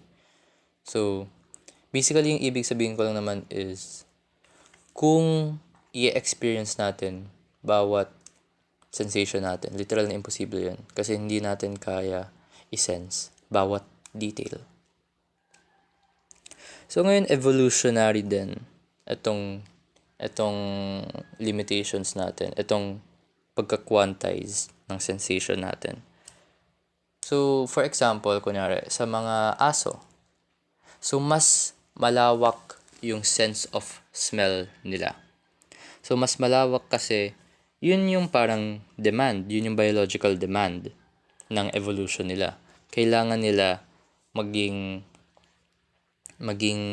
mas marami yung mas-sense nila sa pag-amoy nila kaysa sa hindi. So, ngayon yun nga, nagde-demand ng incompleteness ng sensation, pero meron din parang percentage ng incompleteness. Parang hindi natin makukuha yung 100%, pero siguro mga 80, mga 75, mga ganun. Yun yung nakukuha natin na sensations. So, kunyari sa aso, siguro nakukuha nila 95%, kaya sobrang talas ng pag-amoy nila. Something like that. So, syempre hindi naman natin talaga kaya ma-quantify siguro into percentages yung incompleteness ng sensory information, pero analogy lang naman siya para mas madali nating intindihan kung ano yung gusto kong sabihin dito sa part na to. Okay. So ngayon, punta ngayon tayo sa recollection or yung temporal aspect naman ng input. Ngayon, tinatanong natin dito is yung sinasagot dito rather is how we perceive time. So sinasagot natin dito yung pag natin ng time, kung ano yung time sa utak natin. So eventually ma-explain na to yung memory, kung saan ma-explain pa natin siya further mamaya. So ngayon, dito sa recollection, may gusto akong tawagin na hierarchy of causal comprehension. Ngayon, yung primary na pag-comprehend natin sa time is yung causality or yung cause and effect na relationship ng mga bagay-bagay sa mundo. So ngayon, yung ibig sabihin ko sa hierarchy of causal comprehension, merong iba't ibang levels yung comprehension natin para sa causal relationship ng mga bagay-bagay sa mundo. So, merong mababaw na comprehension and merong malalim na comprehension. So, i-explain natin kung alin yung mga yun. Ngayon, so yung unang level is yung zeroth level. So, sa zeroth level, basically, wala tayong nakukomprehend dun na cause. Kasi nakastuck lang siya sa present. Okay. So, yun nga. Para magkaroon tayo ng cause and effect, syempre kailangan natin ng cause, kailangan natin ng effect. Ngayon, dahil dun sa zeroth dimension, yung na-experience lang niya is. Yun ang na-experience niya. Iisang bagay lang. Is. Yun yung zeroth dimension.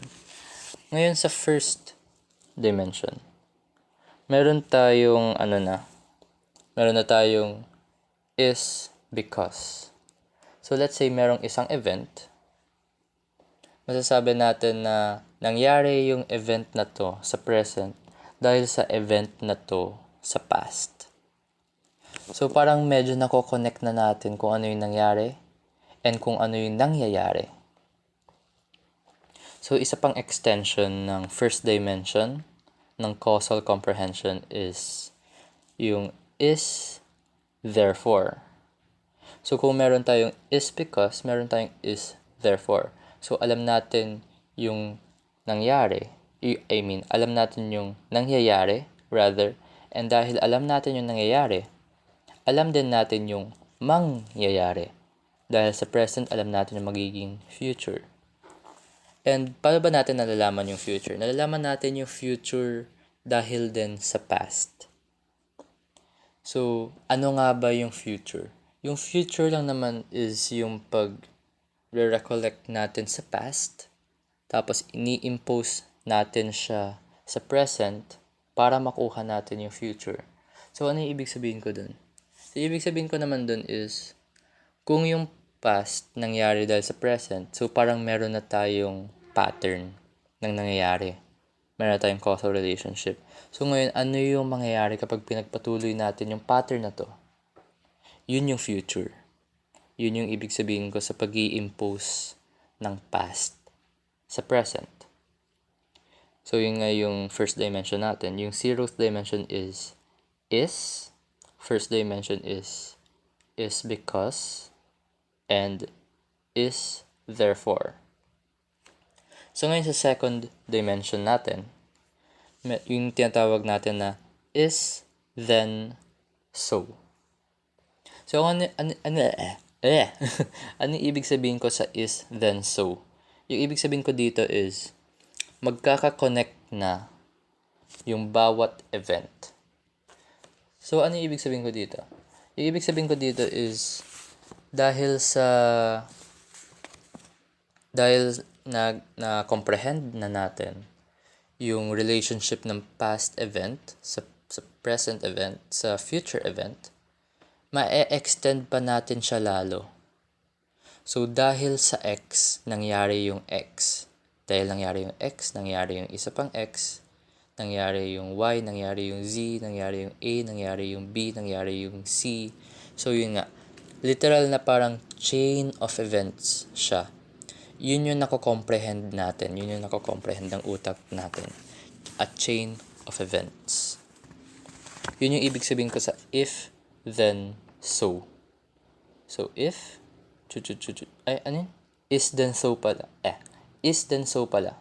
So, is, tapos, then, so. So, yun yung ibig sabihin ko dun. Yung parang patuloy-tuloy lang siya. Chain of events. So, parang medyo nagiging irrelevant na yung past, present, future, yung concept ng past, present, future. Kasi basically, parang halos lahat past, halos lahat present, halos lahat future. What do you mean by that? Yung isang present, meron siyang past, meron siyang future. And yung isang past event, naging present siya dati. And therefore, meron siyang sariling past and meron siyang sariling future. Yung future of which is yung present natin. Okay, so medyo nakakalito siya. Basically, sinasabi ko na every point in time, merong past na nangyari sa kanya and merong future na mangyayari sa kanya. So, kunyari for example, sequence of events lang naman yung pinag-uusapan natin dito. Muna, sequence of events lang. So, kunyari, naisip natin, late ako nagising, so late ako naligo, so na-traffic ako, edi na-late ako sa klase. Parang ganun. So, chain of events siya. So, yun yung second dimension. Is, then, so. So, ngayon dun tayo sa next dimension. Next na hierarchy, next na level pala. Ba't dimension yung sinasabi ko kanina pa? Yung dimension ba yung sinasabi ko kanina pa? Level yung ibig sabihin ko pala. So, merong 0th level, merong first level, second level, ngayon nandito tayo sa third level. Is, then, so, also. So, ngayon, yun nga, level up siya sa second level. By that, we mean, imbis na chain of events, nakakomprehend na natin yung web of events. Analogous siya sa food chain and sa food web. Kung dun sa food chain, parang iisang direction lang siya. Sa food web, hindi masyado clear yung direction natin rather. So, yung ibig sabihin natin dun is, merong iba't ibang cause yung isang event and merong iba't ibang effect yung isang event. So, hindi lang natin comprehend yung parang iisang cause, iisang effect, pero nalalaman natin yung nagigets na natin yung interconnectivity ng lahat. So, kunyari, balik tayo dun sa na-late na example. So, natulog ako, nagising ako ng late kasi nagpuyat ako and medyo may ugali na rin ako na magpuyat. Also, mas gusto ko magising ng late. So, after nun, na-traffic ako. So, dahilan din ng traffic is yung poor management natin sa transport system ng Pilipinas. So, parang yun nga, parang mas lumalawak yung scope natin. Mas lumalawak yung understanding natin ng causal relationships. Hindi lang iisang chain, kundi isang web na siya. So, yun lang naman yun. Parang level up. Chain of chains. Parang ganun. Is, then, so, also. Yun yung ibig sabihin ko sa also. So, parang, yun nga, dagdag lang siya. Ngayon, doon na tayo sa fourth dimension. Ngayon, ito na yung good part. Ito na yung good shit. So ngayon yung fourth level ng hierarchy of causal comprehension. If. So ngayon yung ibig sabihin ko sa if is possibilities. So kung kanina na comprehend na natin yung web of events, web of causal events, kung paano nangyari yung mga nangyayari, kung paano nangyari yung mga nangyayari, and kung paano mangyayari yung mga mangyayari. Well, dito naman sa fourth level, naiisip na natin yung possibilities ng mga bagay-bagay. So, dun sa possibilities, yun nga, parang level up ng dimension siya sa pangatlo. By that, I mean, marami ng possibility. Hindi lang siya na, kunyari, sa future. So, ito yung nangyari. Pero, let's say, ito yung pwedeng mangyari sa future. O kaya, ito yung pwedeng mangyari dati nung past. Ito yung pwedeng mangyari ngayon. So, yun yung ibig sabihin ko sa possibility. So, mas lumalawak na ngayon yung causal relationships natin kasi hindi tayo naka-restrict sa parang physical, yung nakikita natin, yung sense natin. Okay. So, yun lang naman yung possibility. Yun lang yung ibig ko sabihin sa fourth level. So, wag na tayo maging redundant about dun. So, move on na tayo. Ayaw nga pala. Slight tangent lang about dun sa hierarchy of causal comprehension. Yung importanteng tanungin or yung kakaibang tanungin is, meron bang fifth level? Meron bang mas higher level kaysa sa possibility? Ngayon kasi, dito sa possibility, parang andito na yung human mind. Lahat ng naiisip natin, lahat ng nai-imagine natin, ay pasok dito sa hierarchy na to. Pasok dito sa level na to. So ngayon, gusto natin tanungin, meron pa bang fifth level?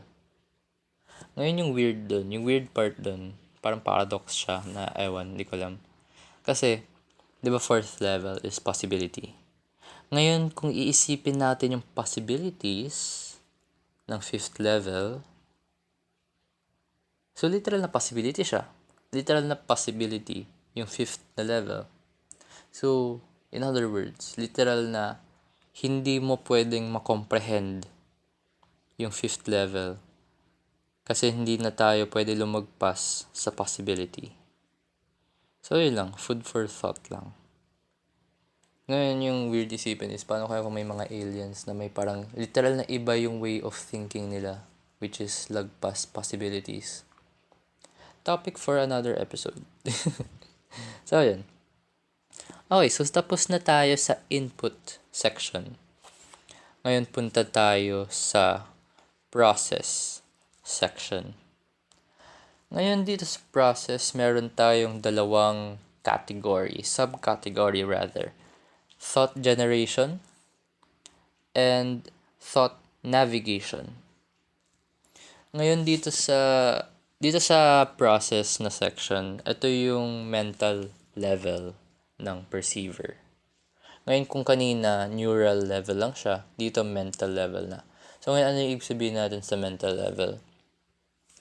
Ngayon, i-explain natin yan mamaya. Okay. So, unahin natin yung thought generation na subcategory. So, pwede pa natin siya i-subdivide further into combination tsaka postulation. Yun yung dalawang kinds ng thought generation. Ngayon, ano yung ibig sabihin ko sa combination? Ngayon sa combination, ngayon itong dalawang to kasi, yung combination tsaka postulation, is parang dalawang sides sila sa isang coin, which is yung thought generation. So, yung combination, yun yung parang soft generation na gusto kong tawagin. Tapos, yung postulation is yung hard generation. So ngayon i-explain ko kung bakit soft and hard yung tawag ko sa kanila. So mostly dahil sa definiteness nila. So yung combination, soft siya kasi indefinite siya. Wala siya masyadong borders. So yun yung main characteristic niya. So mostly na-inspire ako dito sa Associationism or yung philosophy. Basically yung sinasabi lang doon is thinking by associating thoughts with each other. So basically, associations ng thoughts, yun yung basis ng thinking, yun yung basis ng memory, yun yung basis ng thoughts. So, ayun. So, for example, hunger. So, na-associate natin yung thought, yung concept ng food, na-associate natin yung concept ng paglaway ng mga bibig natin, na-associate natin yung kumukulong tiyan. So, parang ganun. So, lahat ng association na yun, nagiging isang buong thought which is hunger. O kaya, isa pang example is mother. So, ngayon sa mother, parang naiisip natin na yung mother, yun yung, kunyari, nagbe-breastfeed siya dun sa isang sanggol niya. So, masasabi natin na yung concept yung thought ng breastfeeding, yung concept ng mother, yung concept ng sanggol, mapagsasama-sama natin sila, mapag-a-associate natin sila sa isa't isa. So, ayun yung ibig sabihin natin sa associationism. Ngayon, ano yung ibig sabihin? Ano yung implication nito doon sa combination? Yung sinasabi nating thought generation, yung soft generation ng process aspect ng perceiver. So, ngayon, yung ibig sabihin ko naman dito is resemblance. So, ano yung ibig sabihin ko sa resemblance? So, dahil nga dun sa mga thoughts natin, sa individual thoughts natin, meron silang resemblance sa isa't isa. And dahil sa resemblance na yun, mapagsasama-sama natin sila, mapag-overlap natin sila. And, yes, i-explain pa natin yun mamaya-maya. Pero kailangan muna natin i-discuss yung postulation or yung counterpart ng combination, yung hard na thought generation. So ngayon, just as na-inspire yung combination sa associationism, na-inspire yung postulation sa computational theory of mind. Ngayon yung computational theory of mind or CTM, yun yung parang opposite ng associationism. So yun nga parang magka-opposite sila. So ngayon dito, yung gusto ko lang naman ipaglaban dito is though medyo opposite sila, yung combination and yung postulation, yun nga, different sides of the same coin lang sila. So ngayon yung sinasabi ng computational theory of mind is yung thinking is isang process or definite siya. Ngayon kanina dun sa combination, sinabi natin, 'di ba, resemblance yung main characteristic ng combination. So, yung ibig sabihin natin ng resemblance is indefinite siya by nature. Kasi, yun nga, parang wala namang strict na distinction, walang strict na boundary pagdating natin sa resemblance. Para siyang spectrum. So, i-explore pa natin yung concept ng spectrum mamaya. So, ngayon dun sa computation, balik tayo dun sa postulation, rather. Since sinasabi dun na parang process siya dahil dun sa computational theory of mind, process ng mga parang computer, ganun, may parang definite na processing sila, yung mga tinatawag na Boolean logic. Basta yun, may definite na logic siya, yung parang mga logic gate, ganun. So ngayon dito, yung gusto ko naman sabihin dito is yung postulation ng human mind is nagbo-boil down sa is and is not na dichotomy. Ngayon, yung ibig sabihin ko naman dito is, yun nga, is and is not. So, nakabase siya sa temporal comparison. So, ngayon, ano yung ibig sabihin ko sa temporal comparison? Ngayon, meron tayong quantized na sensation, yung experience natin, yung sensation natin sa isang given time. So, meron tayong before yung sensation na yun, and meron tayo yung after ng sensation na yun. So, ngayon, yung ibig sabihin natin dun is, meron tayong absence ng sensation na yun, which is yung before, and meron tayong presence ng sensation na yun, which is yung after. So, basically, meron tayong absence, meron tayong presence, meron tayong is, and merong is not. Is, which is yung presence, is not, which is yung absence. So, yeah. Ngayon, punta tayo sa thought generation mismo, like in general.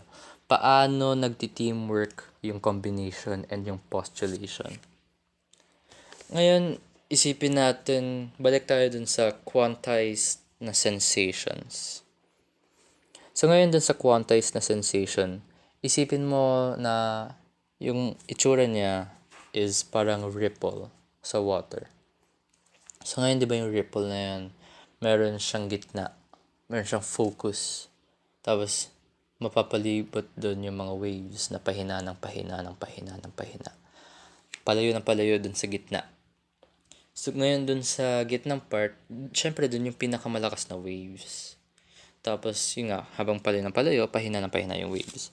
So, parang ganun yung nangyayari sa quantized na sensation, or parang yun yung analogy, yung pinakamagandang analogy na maisip ko para sa quantized sensations. Ngayon, dun nanggagaling yung incompleteness ng quantized sensation. Incompleteness niya is yung, yun nga, pahina ng pahina yung mga waves. Yun yung analogy natin. Kasi kung hindi siya quantized, kung absolute na kukunin natin lahat ng details ng sensation, yung sensory information, lahat ng tumataas yung waves. Actually, walang concept yung mataas na waves kasi lahat, yung literal lahat ng waves mataas. So, lahat ng information na kukuha natin. Ngayon, yung ibig sabihin nga natin dun sa quantized na sensation, yung nakapakete, meron tayong focus and meron tayong hindi nakafocus, which is yung nakapalibot na waves na pahina ng pahina. Okay. Once na na-explain na natin yun, i-explain natin kung paano sila nag-overlap sa isa't isa. Nag-overlap yung mga quantized sensations. So, yun yung ibig sabihin ko sa resemblance. So, even though, kunyari, merong isang magkambal na medyo hawig yung mukha pero medyo may differences pa rin. Medyo may subtle differences pa rin. So, even though na magkamukha sila, in general, parang may nag-overlap na characteristics. Meron pa rin silang differences. So, yun yung ibig sabihin natin sa pag-overlap ng quantized sensations, or yung dun sa example natin, yung visual sensory information natin para sa mukha ng kambal A, medyo hawig yung sensations kapag nakatingin tayo sa mukha ni kambal B. So, ayun yung ibig sabihin natin sa resemblance. So, yun nga, kung gusto pa natin palalimin to, kaso yun nga, wala ako masyadong alam pagdating sa neurology, to be honest, wala akong alam dun. Pero kung gusto pa natin palalimin to, ano nga ba yung ibig sabihin ng resemblance? Ngayon, sa neural level, di ba parang may mga pathways, may mga networks na dinadaanan yung mga nerves natin, yung mga thoughts natin. So, ngayon yung ibig sabihin ko sa resemblance is more or less same connections ng neurons yung nangyayari, or parang same pathway, or parang same network yung nangyayari. So, yun yung sinasabi ko sa overlap. Though hindi exact, medyo magka-same pa rin yung connections. sa neural level. So, yun yung ibig sabihin ko sa resemblance. Yun yung ibig sabihin ko sa pag-overlap. So, ngayon magbigay pa tayo ng isa pang evidence para sa pag-overlap, para sa resemblance. Kunyari, kotse. Kunyari, yung jeep. Ngayon, yung idea ng jeep, yung quantized sensation mo para sa jeep. Ngayon, nakikita mo yung jeep, nakikita mo yung naririnig mo kung ano yung tunog ng engine niya, kung ano yung amoy niya, yung mga ganong-ganong bagay. Tapos, let's say, bus. And let's say, isang mamahaling sports car. Let's say, parang Ferrari or something, Lamborghini or something, Lamborghini. Hindi ko alam kung ano yung pronounce yun. So, ngayon, ano yung resemblance sa kanila? Ano yung nag-overlap? So, ngayon, nakikita natin na may gulong. Nakikita natin na medyo rectangular. Nakikita natin na may bintana. Nakikita natin na may driver. Nakikita natin na mabilis. So, yun yung ibig sabihin ko sa resemblance. And dahil sa resemblance na yun, dahil sa overlap na yun, nagkakaroon tayo ng abstraction. Uy, di ba yun yung pangalan ng topic natin? Abstraction. So, yun yung ibig sabihin ko. Kaya importanteng aralin to. Kaya importanteng i-discuss natin to. Yung sa mind. Para mas lalo nating maintindihan kung ano nga ba talaga yung ibig sabihin ng abstraksyonismo.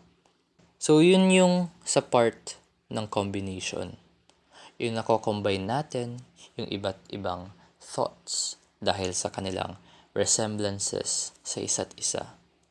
Kung gaano man kalaki or kaliit yung overlap, yun na yung magsasabi kung gaano sila nagre-resemble sa isa't isa, kung gaano kaano yung thoughts na yun. Ngayon, doon naman tayo sa postulation part ng things. Ngayon, nasabi natin na meron siyang dichotomy, yung is and yung is not. Yung presence and yung absence ng isang bagay. Ngayon, sabihin natin na para siyang spectrum. Spectrum siya na nandito yung is, nandun yung is not. So, let's say, isang bowl. So, masasabi natin na yung bowl na yun, di ba meron siyang sensory information, yung quantized sensation natin para sa bowl na yun. Nakikita natin yung pagkabilog niya, yung lalim niya, and yung stuff like that. Ngayon, masasabi natin na yung isang baso, hindi siya bowl. Kasi wala sa kanya yung sensory information na nakukuha natin sa isang bowl. So, hindi naman natin nakukuha yung sensory information ng bowl sa isang baso. Kasi nakukuha natin yung sensory information ng baso sa isang baso. Yun yung ibig sabihin ng is and is not. Yun yung ibig sabihin natin sa presence and absence. So, sa baso, wala yung presence ng sensory information na meron sa bowl. Pero, yung sa spectrum, ito ngayon yung sinasabi ko sa spectrum, kapag imomorph mo yung baso, kapag parang papalakihin mo yung butas niya, kapag parang ipapalalim mo siya, hanggang sa magmukha siyang bowl, basically imomold mo siya, during that process, masasabi natin na papunta na yung is not na sensations ng bowl, papunta na siya sa is. Kasi papunta na siya dun sa kung ano yung idea natin para sa bowl, sa kung ano yung sensations natin para sa bowl. So parang medyo same siya sa combination, na parang yung about sa resemblance and stuff like that. Pero yung importanteng distinction nila sa isa't isa is yung isa is nagsasabi ng absence and presence, and yung isa is nagsasabi ng combination ng iba't ibang thoughts.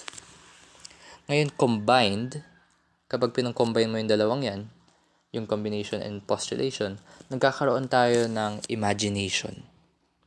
Ngayon, ano yung ibig sabihin natin sa imagination? Ngayon, i-apply natin yung concepts ng combination and postulation. I-apply na natin siya sa isang example. So, ngayon gusto natin gumawa ng isang hayop na hindi siya nag-exist, basically i-imagine natin siya or i-visualize natin siya. So kunyari, yung naiisip ko ngayon is parang lion na meron siyang 3 ulo. So ngayon, yung nangyayari dito is parang tinatanggal natin, ginagawa nating absent yung katawan ng lion. Tapos kino-combine natin siya sa katawan ng lion. So ngayon, kung pure na black and white yung thought processes natin, hindi natin kaya mag-imagine ng ganun. Kasi parang hihintuhin natin yung sarili natin. Wait. Hindi yan posible. So yun nga, nagkakaroon tayo ng imagination. Na-imagine natin yung ganong klaseng hayop, yung lion na may 3 ulo. Kasi, incomplete yung sensation natin. And dahil sa incompleteness ng sensory information natin, nagkakaroon ng uncertainty. Ngayon, dahil sa uncertainty na yun, nagkakaroon ng possibility. So, doon nanggagaling yung imagination. Nanggagaling siya sa uncertainty ng ideas natin. So, ngayon, kunyari, gumagana rin siya pati sa mga sounds. So, kunyari, gusto natin siya maging parang mga malaber sound. Yung roar niya. Malaber na may halong lion. Na may halong Godzilla. Siguro, kunyari, ewan ko kung anong trip mo. So, ngayon, yun nga. Parang ipagko-combine natin siya. Titignan natin yung resemblances ng sounds na yun sa isa't isa. I-combine natin. Tapos parang ipi-play natin siya sa utak natin. Kung ano yung magiging kalabasan niya. Yun yung tinatawag kong creation of thoughts through imagination. Yun yung thought generation. So, okay. Doon nanggagaling yung mga panibagong thoughts. Doon nanggagaling yung thoughts natin na wala sa experiences natin. So, yun yung importanteng distinction dun. Hindi natin siya na-experience, pero naisip natin siya. Dahil dito sa mga thoughts na to. Dahil dito sa creation of thoughts, dahil sa combination and postulation, yung mga processes na to. Okay. So, sorry kung sabog siya and medyo inconsistent or incoherent. Pero, yun yung gist niya. Yun ang may importante. Yung absence and yung presence na spectrum. And yung parang ripple analogy ng incompleteness ng quantized sensations natin. Okay, so ngayon punta tayo sa thought navigation. So ngayon itong thought navigation, yun yung parang katambal ng thought generation. Yun yung isa pang process. So ngayon itong thought navigation, nahati rin siya, nasa-subdivide siya into 2.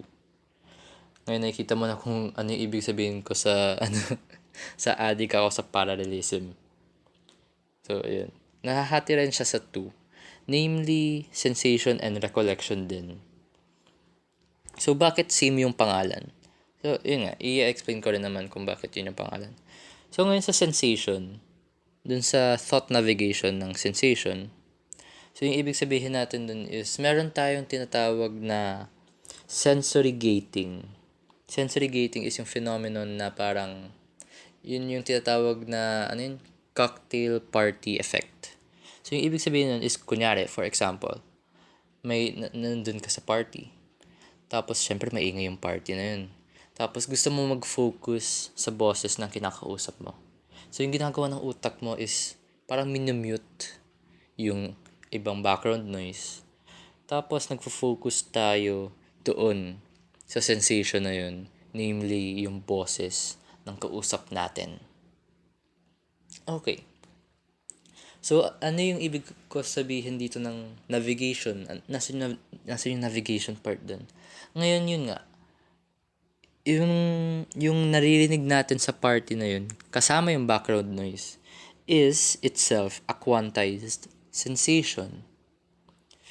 So, doon sa quantized sensation na yun, parang mas lalo pa natin siya fina-focus doon sa isang aspect ng quantized sensation na yun.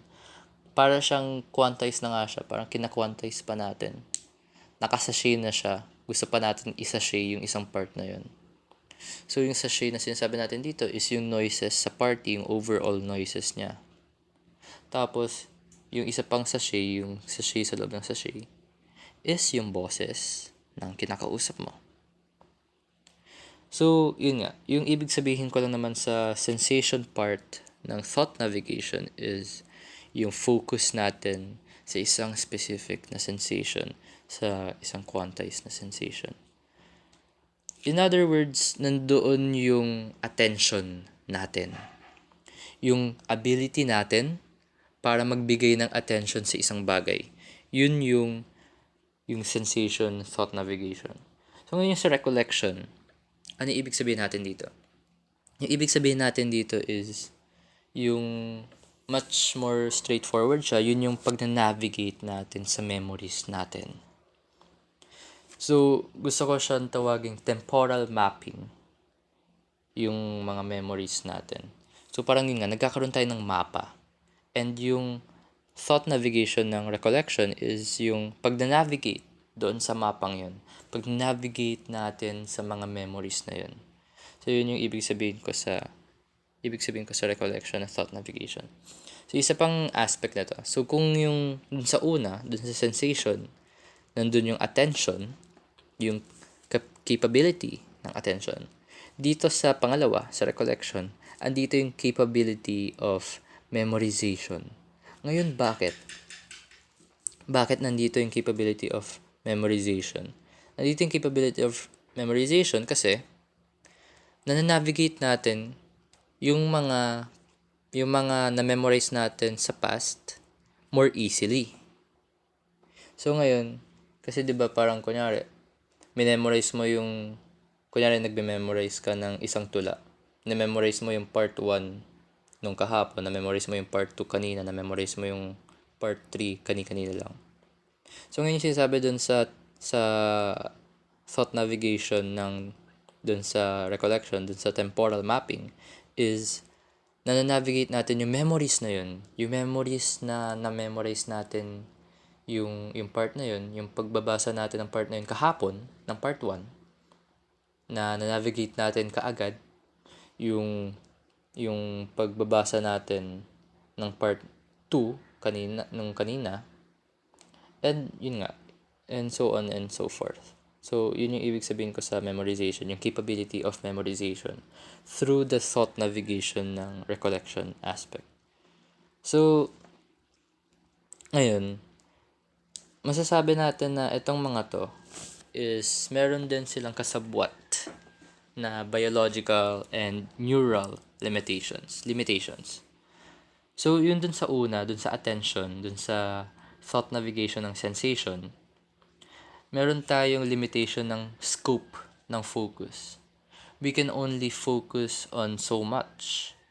Pwede natin mabigay attention natin sa isang given na bagay. Kasi kung kunyari mas malawak or mas maliit yung gusto nating scope, mahihirapan na tayo dun. Like, mentally mahihirapan na tayo dun. So, ano yung example na to? Ngayon, kunyari kung nag-aaral ka ng siguro UCSP or parang HECASI, parang AP, ganun, araling panlipunan. So, kasi parang dinedemand dun ng subject, ng lesson, na marami yung na-understand mo yung economics, na-understand mo yung culture, na-understand mo yung history. So, yun nga, yung scope ng focus, medyo limitation siya, medyo nasi-stretch yung kakayahan natin dun, yung ability. So, yung isa pa dun sa memorization, meron din tayong limitation dun, which is yung memory capacity. Memory capacity ng short and long term na memory. So, ayun. So, isang tangent din, tulad ng kanina.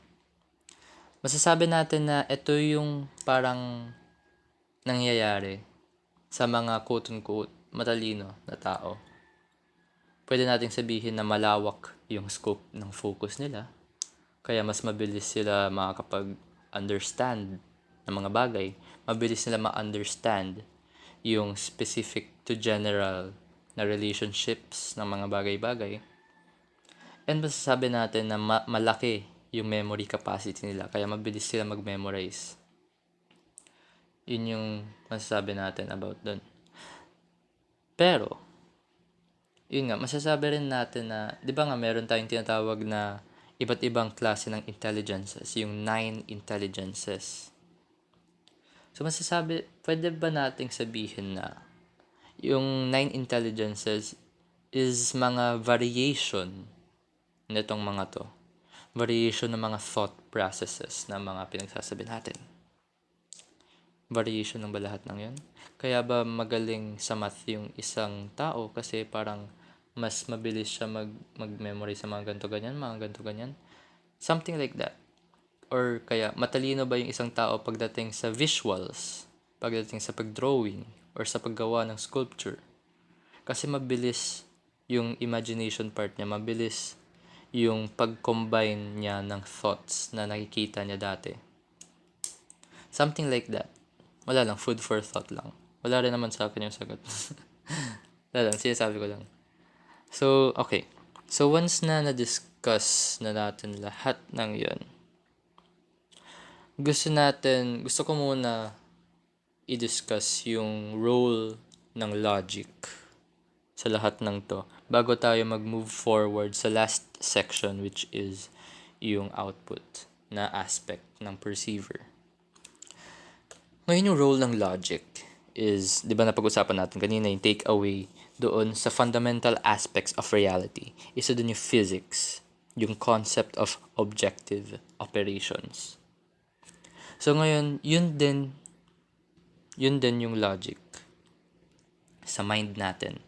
Physics is to the universe just as logic is to the mind. So yun nga, parang mental siya kasi parang neural networks na yung pinag-uusapan natin dito. So merong parang philosophy din na hiwalay ito. Tinatawag na connectionism. Or yun nga, parang sinasabi din yung about sa connections sa mind natin. So yun yung sa logic. So yung sinasabi ko naman dito yung sa parang sa physics na nagfa-follow yung logic sa formal logic. So hindi naman tayo nag-iisip outright ng mga fallacy, ng mga formal fallacy, mga fallacy ng formal arguments.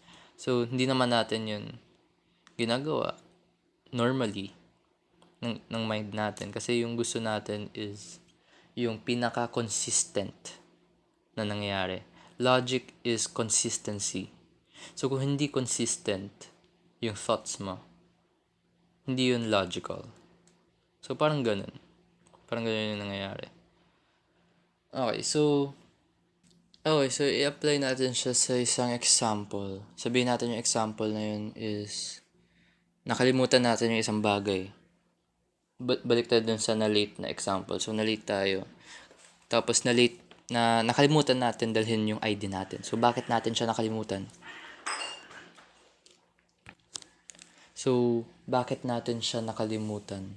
Hindi naman natin parang literal na nakalimutan yung kailangan natin yung ID natin. Parang nakalimutan lang natin siya sa short term. Parang hindi lang natin naalala kaagad. So yun nga, bakit? Base sa nasabi natin, parang masasabi natin na dahil yun sa limitations ng memory capacity natin or yung limitations ng scope ng focus natin. Marami na tayong pinagkakaabalahan. Pinagkakaabalahan ba natin kung tapos tayo sa mga assignment natin? Pinagkakaabalahan ba natin na maayos ba yung buhok natin? Or yun nga, yung parang memory na you can only know so much at the moment. So parang na-explain natin yung pagkalimot ng ID mo dito sa gantong klaseng framework Dahil lang yun sa limitations ng human mind. So, ayun. So, not necessarily na... So, yun nga, parang hindi rin natin na-apply fully yung logic dahil sa limitations ng mind natin. Pero, yung logic pa rin yung parang governing force sa kung paano nag-ooperate itong mental processes na to. Okay. So, yung last part, yung output. Andito na tayo sa psychological level. So, sa una, doon na tayo sa neural level. Pangalawa, doon na tayo sa mental level, which is yung mga connections between those neurons. Ngayon, nandito na tayo sa psychological level, which is yung relationship ng mga mental processes na yun. Yun nga, parang pataas ng pataas lang tayo. Abstraksyonism.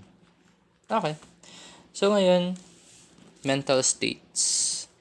So, magbaborrow tayo ng mga concepts within established psychology, which is, meron tayong tatlong mental state na i-discuss ngayon. Namely, yung unconscious, subconscious, and yung conscious na mental states. Ngayon, pataas ng pataas sila. Pataas ng pataas ng awareness. So, awareness yung pataas ng pataas sa kanila. Simula sa unconscious, which is hindi tayo aware dun, we are unaware. Subconscious, medyo. Conscious, andun lahat ng awareness natin. Okay, so yung una natin kailangan na isipin, na i-discuss rather, is thinking itself. So, paano gumagana yung thinking? Ngayon kanina medyo na-explain na natin siya through the generation or the creation of thoughts through imagination. Ngayon medyo i-level up natin yung pag-explanation na yun, yung explanation ng thinking. Okay. Ngayon yung thinking, basically lahat nagsisimula sa sense. So nabanggit natin kanina na ini-input natin yung sensory information through sensation and recollection. So ngayon dahil doon, magkakaroon tayo ng quantized na sensations.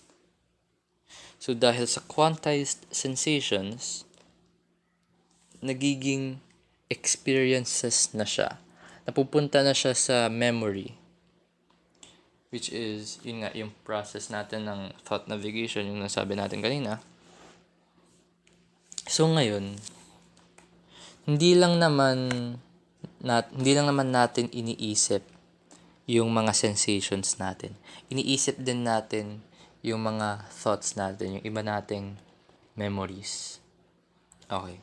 So ngayon kasi yung memory, pag sinabi nating memory, parang meron tayong definite na definition para doon, which is yung something na nangyari dati na naaalala natin, yun yung memory. Ngayon medyo ibahin natin yung definition niya para sa discussion natin. Yung ibig sabihin ng memory is literal na past thoughts. Yun lang yung ibig sabihin ng memory para sa discussion natin. Ngayon, yun nga, we can, dahil sa, for example, imagination. Yung sa imagination is, nanguhugot tayo sa iba't ibang memory. Hinuhugot natin yung mga memory na yun. Tapos, nagkakaroon tayo ng bagong thoughts. Ng bagong experiences. Ngayon, dahil sa imagination, yung experiences natin, yung memories natin, nagiging parang quantized sensations in and of themselves. Yung pagre-recall natin sa memories natin, meron siyang kasabwat na quantized sensations. And dahil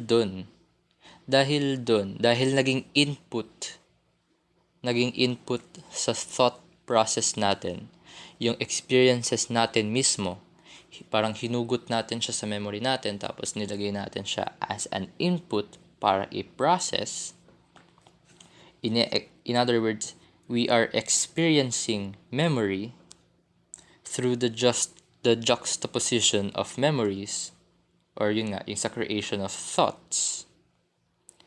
Yun yung ibig sabihin ng thinking. Yung thinking na hindi dependent sa sensory information, sa outside, or rather, sa new sensory information. Nakabatay tayo sa mga memory natin, sa mga experiences natin. Ngayon yun nga, dahil dun sa experiencing memory, syempre yung memory parang bagong sensation siya. Bakit siya bagong sensation? Yun nga, kasi parang incomplete siya. 'Di ba? Incomplete yung pagsisense natin nun. So, in a way, parang nagiging bagong sensation siya altogether. So, mas lalo na kapag parang let's say nag-i-imagine ka, so parang nagkakaroon ng bagong sensation. So, balik tayo dun sa example natin kanina. So, dahil dun sa example natin ng lion na may 3 ulo, na may roar na mala Godzilla. So, syempre, nagmi-mix and match tayo dun ng mga memories natin. And from that, na-visualize natin, nagkakaroon tayo ng bagong sensation. Parang nakikita natin yung monster na yun. Yung creature na yun, yung lion na may roar ni Godzilla. Yung roar ni Godzilla na may halong lion roar, na may halong bear na roar. So, yun yung ibig sabihin ko sa parang nagkakaroon tayo ng bagong sensation. Kasi literal na mini-mix and match natin yung sensations na yun. Yun yung ibig ko sabihin sa parang yung hinuhugot natin yung sarili nating sensation para magkaroon ng bagong experiences. Experiencing memory. Yun yung thinking. Okay. So, ngayon, ano yung thoughts? So, for the purposes of this discussion, gusto ko gawing defined yung thoughts para hindi natin siya hindi natin siya ma-misuse, para hindi tayo ma-confuse. Ngayon, di ba, quantized sensations, yun yung experiences. Ngayon, yung experiencing memory, yun yung thinking. And dahil dun sa connections ng experiences natin, nagkakaroon tayo ng thoughts. Basically, experiences, di ba yun yung sensation natin, yun yung kung ano yung nakikita natin, yun yung kung ano yung naririnig natin, kung ano yung naaamoy natin, or kung ano yung nai-imagine natin.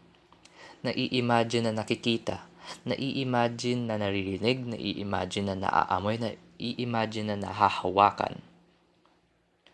Ngayon, yung connections of those experiences, yun yung thought. Basically, parang more abstract level ng experience. So, parang yun nga. Nagkakaroon tayo ng abstraction dahil sa incompleteness, dahil sa uncertainty. Kaya natin siya na pag-group together dahil sa resemblances nila sa isa't isa. So, dahil doon nagkakaroon tayo ng coherent na thought. Okay. So, ayun nga. Balik tayo sa example natin ng peace. Kunyari. So, nakita natin yung peace sign. So, yun, quantized sensation yun. Nakikita natin yung mga illustration ng peace. Yung mga naghahawak kamay na tao. Yung dove na may hawak na olive branch. Naririnig din natin yung peace. Siguro through katahimikan or through kung ano man yung naririnig natin tuwing nagdadasal. Masasabi natin na at peace tayo ng time na yun. Ngayon, kapag i-connect mo yung mga experiences na yun, kapag i-connect mo yung mga memories na yun, nagkakaroon tayo ng thought. Yung general thought ng peace. So, doon nanggagaling yung concept ng peace. So, ngayon, di ba tanong natin kanina, saan gawa yung idea ng peace? So, gawa siya sa mga experiences. Connections siya ng experiences. And yung experiences na yun ay nanggaling sa quantized sensations. And yung quantized sensations na yun ay nanggaling sa neural na sensory information na nakabatay siya sa physical matter, which is yung neurons natin, yung physical neurons natin. Okay. So ngayon parang pinaglalaban ko talaga dito is yung yung reductive physicalism, kung saan sinasabi ko na yung mind is nandun din siya sa body, na iisa lang yung body and mind dahil dun sa physical characteristics nila.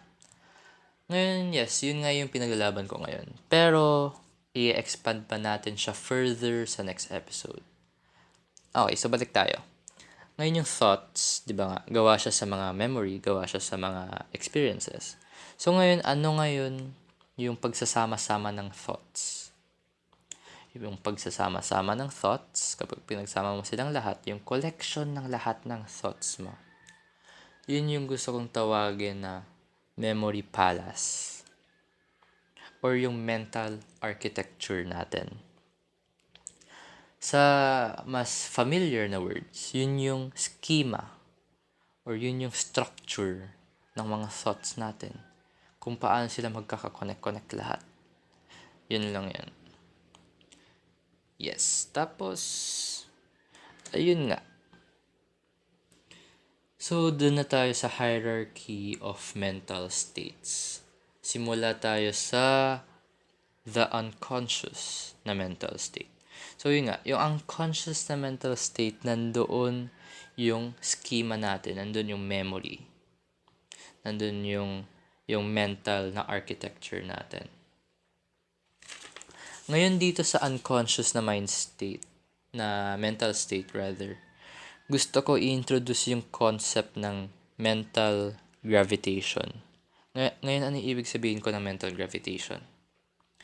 Ngayon, let's say merong isang given thought na A. Ngayon, pwede siyang mag-transition into thought B, thought C, D, E, so on and so forth. So ngayon magta-transition siya. So anong ibig kong sabihin sa transition? So let's say nagde-daydream ka, nag-iisip ka ng stuff sa classroom, let's say. So, nag-iisip ka, sabi mo, ang bored ko. So, sabi ko, ano kaya yung kakainin ko sa recess? So, parang ganun. Yun yung ibig kong sabihin sa thought transition. So, napunta yung thought mo sa pagiging bored sa kung anong kakainin mo mamayang recess. So, yun yung ibig kong sabihin sa thought transition. Ngayon, yung mental gravitation is, di ba nga, merong thought A, and meron ka namang iba't ibang pwedeng pagdaluyan ng thought mo. Pwedeng naisip mo is, hala, ano kaya yung gagawin ko mamayang uwian? Uwi pa ako kagad. Or, pwede kang mag-transition sa thought na, uy, kumusta kaya yung crush ko ngayon? Or, pwede kang mag-transition sa thought na, ano ba yan, nakakainis naman yung lesson na to. Di ba, marami tayong pwedeng transitionan. Ngayon, yung ibig sabihin ng mental gravitation is saan siya mag-gravitate towards.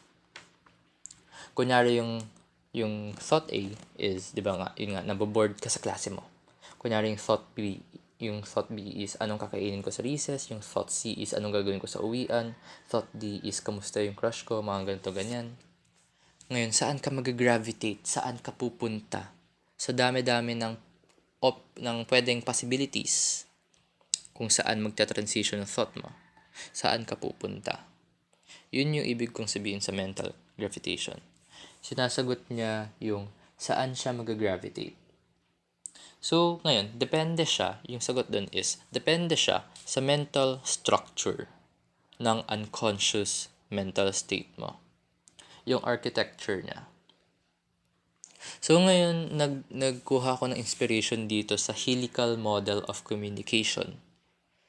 So yung sinasabi sa helical model of communication, sa general gist lang naman nun, is lahat ng experiences na pinagdaanan ng tao is may parang dala siyang meaning pagdating sa communication. Yun yung sinasabi ng helical model of communication.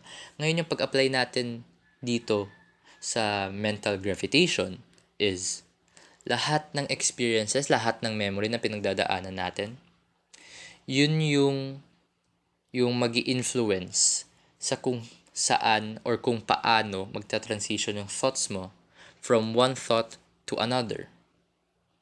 So, kunyari, dahil sa mental structure mo, food lover ka, kunyari. Nagustuhan mo yung food mo simula ng batang ka pa. So, ngayon, magta-transition yung thought mo na bored ka sa, ano kaya yung kakainin ko mamayang recess? So, ayun lang yun. So, yun nga. Yun yung ibig kong sabihin sa psychological level, yung mental states natin. Okay. So, ngayon punta tayo sa sunod na hierarchy of mental state. Yung sunod na level, which is yung subconscious.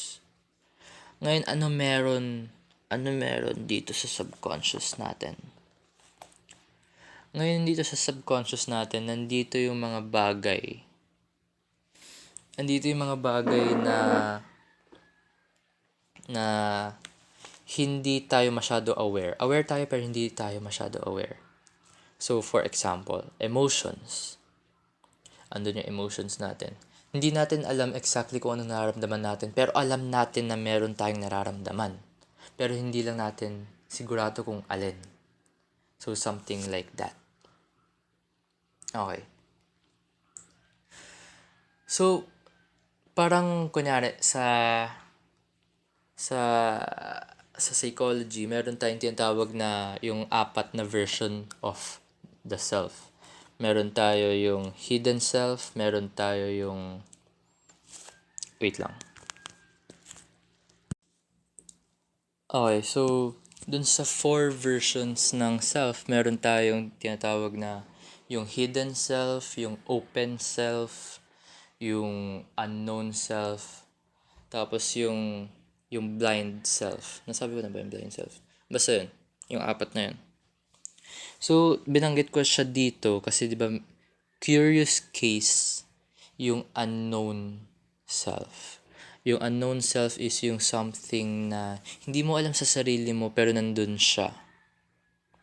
So, masasabi natin na yung unknown self is yung sarili mo, yung parte ng sarili mo, parte ng personality ng mind mo sa subconscious or sa unconscious na level. So ngayon, bakit siya unknown? So ngayon, medyo nasagot na natin siya kanina. Dahil siya dun sa biological or sa neural limitations ng thought processes natin. The fact na hindi naman natin kayang kilalanin yung buong sarili natin at any given point in time. Yun yung kaya nagkakaroon tayo ng unknown self. Kasi literal na meron tayong hindi pa nadidiscover sa sarili natin since hindi pa natin siya nabibigyan ng attention. So ngayon, balik tayo sa subconscious. Diba, andun yung emotions, andun yung feeling, andun yung mood. Ngayon yung mood, parang importante siya. Bakit siya importante?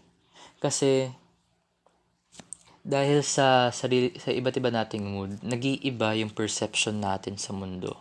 And dahil dun, parang nag-iiba yung direction ng conscious thought natin.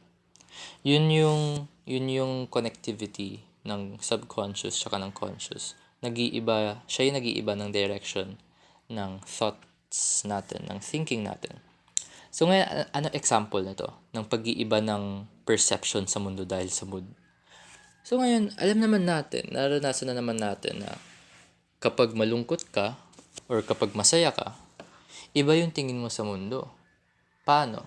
So kunyari, nagyaya yung kaibigan mo na, uy, tara nood tayo sine. Siyempre kapag nasa mood ka, kapag maganda yung mood mo, kapag masaya yung mood mo, sasabihin mo na, hala, sige, tara. Parang excited ka, ganun. So, nandun yung conscious thought mo, nandun yung awareness mo, nandun yung attention mo. Pero, kung let's say wala ka sa mood ng araw na yun, parang medyo malungkot ka or medyo nagagalit ka, sabi ko, ayoko muna ngayon, wag muna ngayon. So, parang doon napupunta yung conscious thought mo.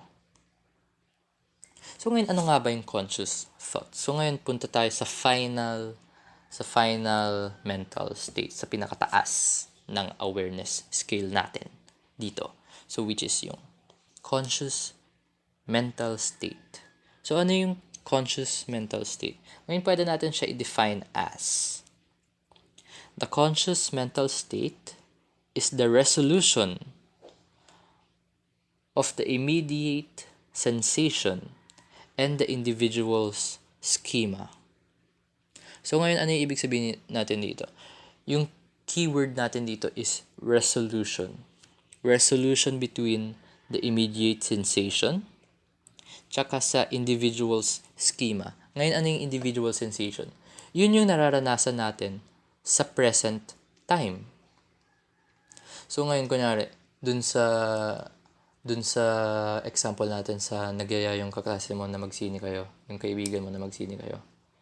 So, ngayon, yung immediate sensation dun is, naririnig mo yung kaklase mo or yung kaibigan mo na nagyaya sa'yo ng sine. Or siguro nakatayo kayo. Yun yung immediate sensation nyo. Yun yung quantized na sensations na nararanasan mo ngayon. So, yung resolution nun and yung individual's schema. Ngayon, ano nga ba yung individual schema ulit? Yun yung mental structure natin, di ba? So, yung mental structure natin is, yun nga, parang nire-reconcile natin yung thoughts natin, nakabase siya sa memory. So, di ba, yung nga, napag-usapan natin kanina yung mental gravitation. So, yun yung ibig ko sabihin dun. So, kung saan siya mag-gravitate, yun yung kalabasan nun, lalabas siya sa conscious mental state. So, yun nga, yun yung transition of thoughts. Nangyayari siya dito sa mental state na to, sa conscious mental state. Kasi yun nga, dito tayo nag-iisip, dito tayo nag-verbalize ang mga iniisip natin. So, ngayon, yun nga, parang resolution ng immediate na sensation, tsaka sa schema.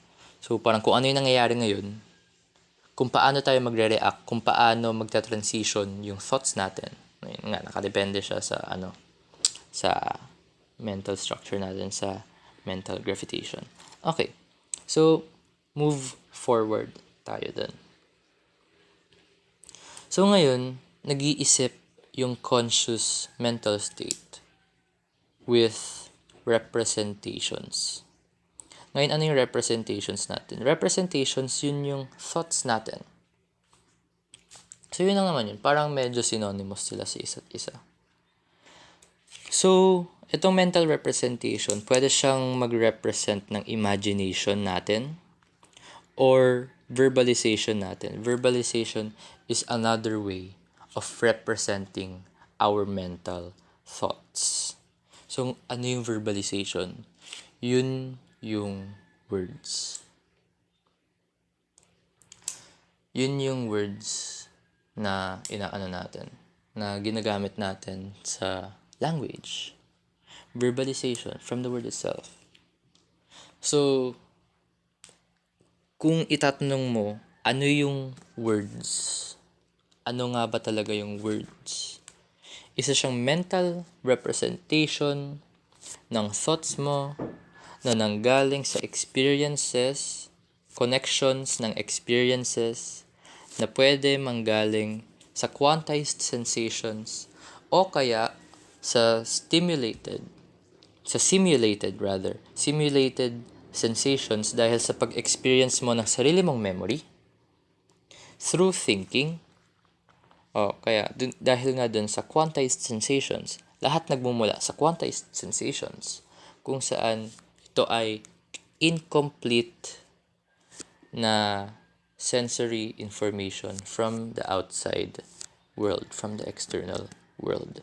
So, yun yung connectivity ng lahat ng yun. So ngayon, para tapusin na natin yung mental states. Ngayon, unconscious, yun yung parang memories natin, yun yung hindi natin aware. So, hindi naman talaga tayo aware sa lahat ng memories natin all the time, pero nandyan pa rin siya. So, subconscious, nandun yung emotions, nandun yung feeling, nandun yung mood, nandun yung mga bagay na hindi natin masabi or hindi natin ma-represent, pero alam natin na nandyan siya. Nararamdaman pa lang natin siya.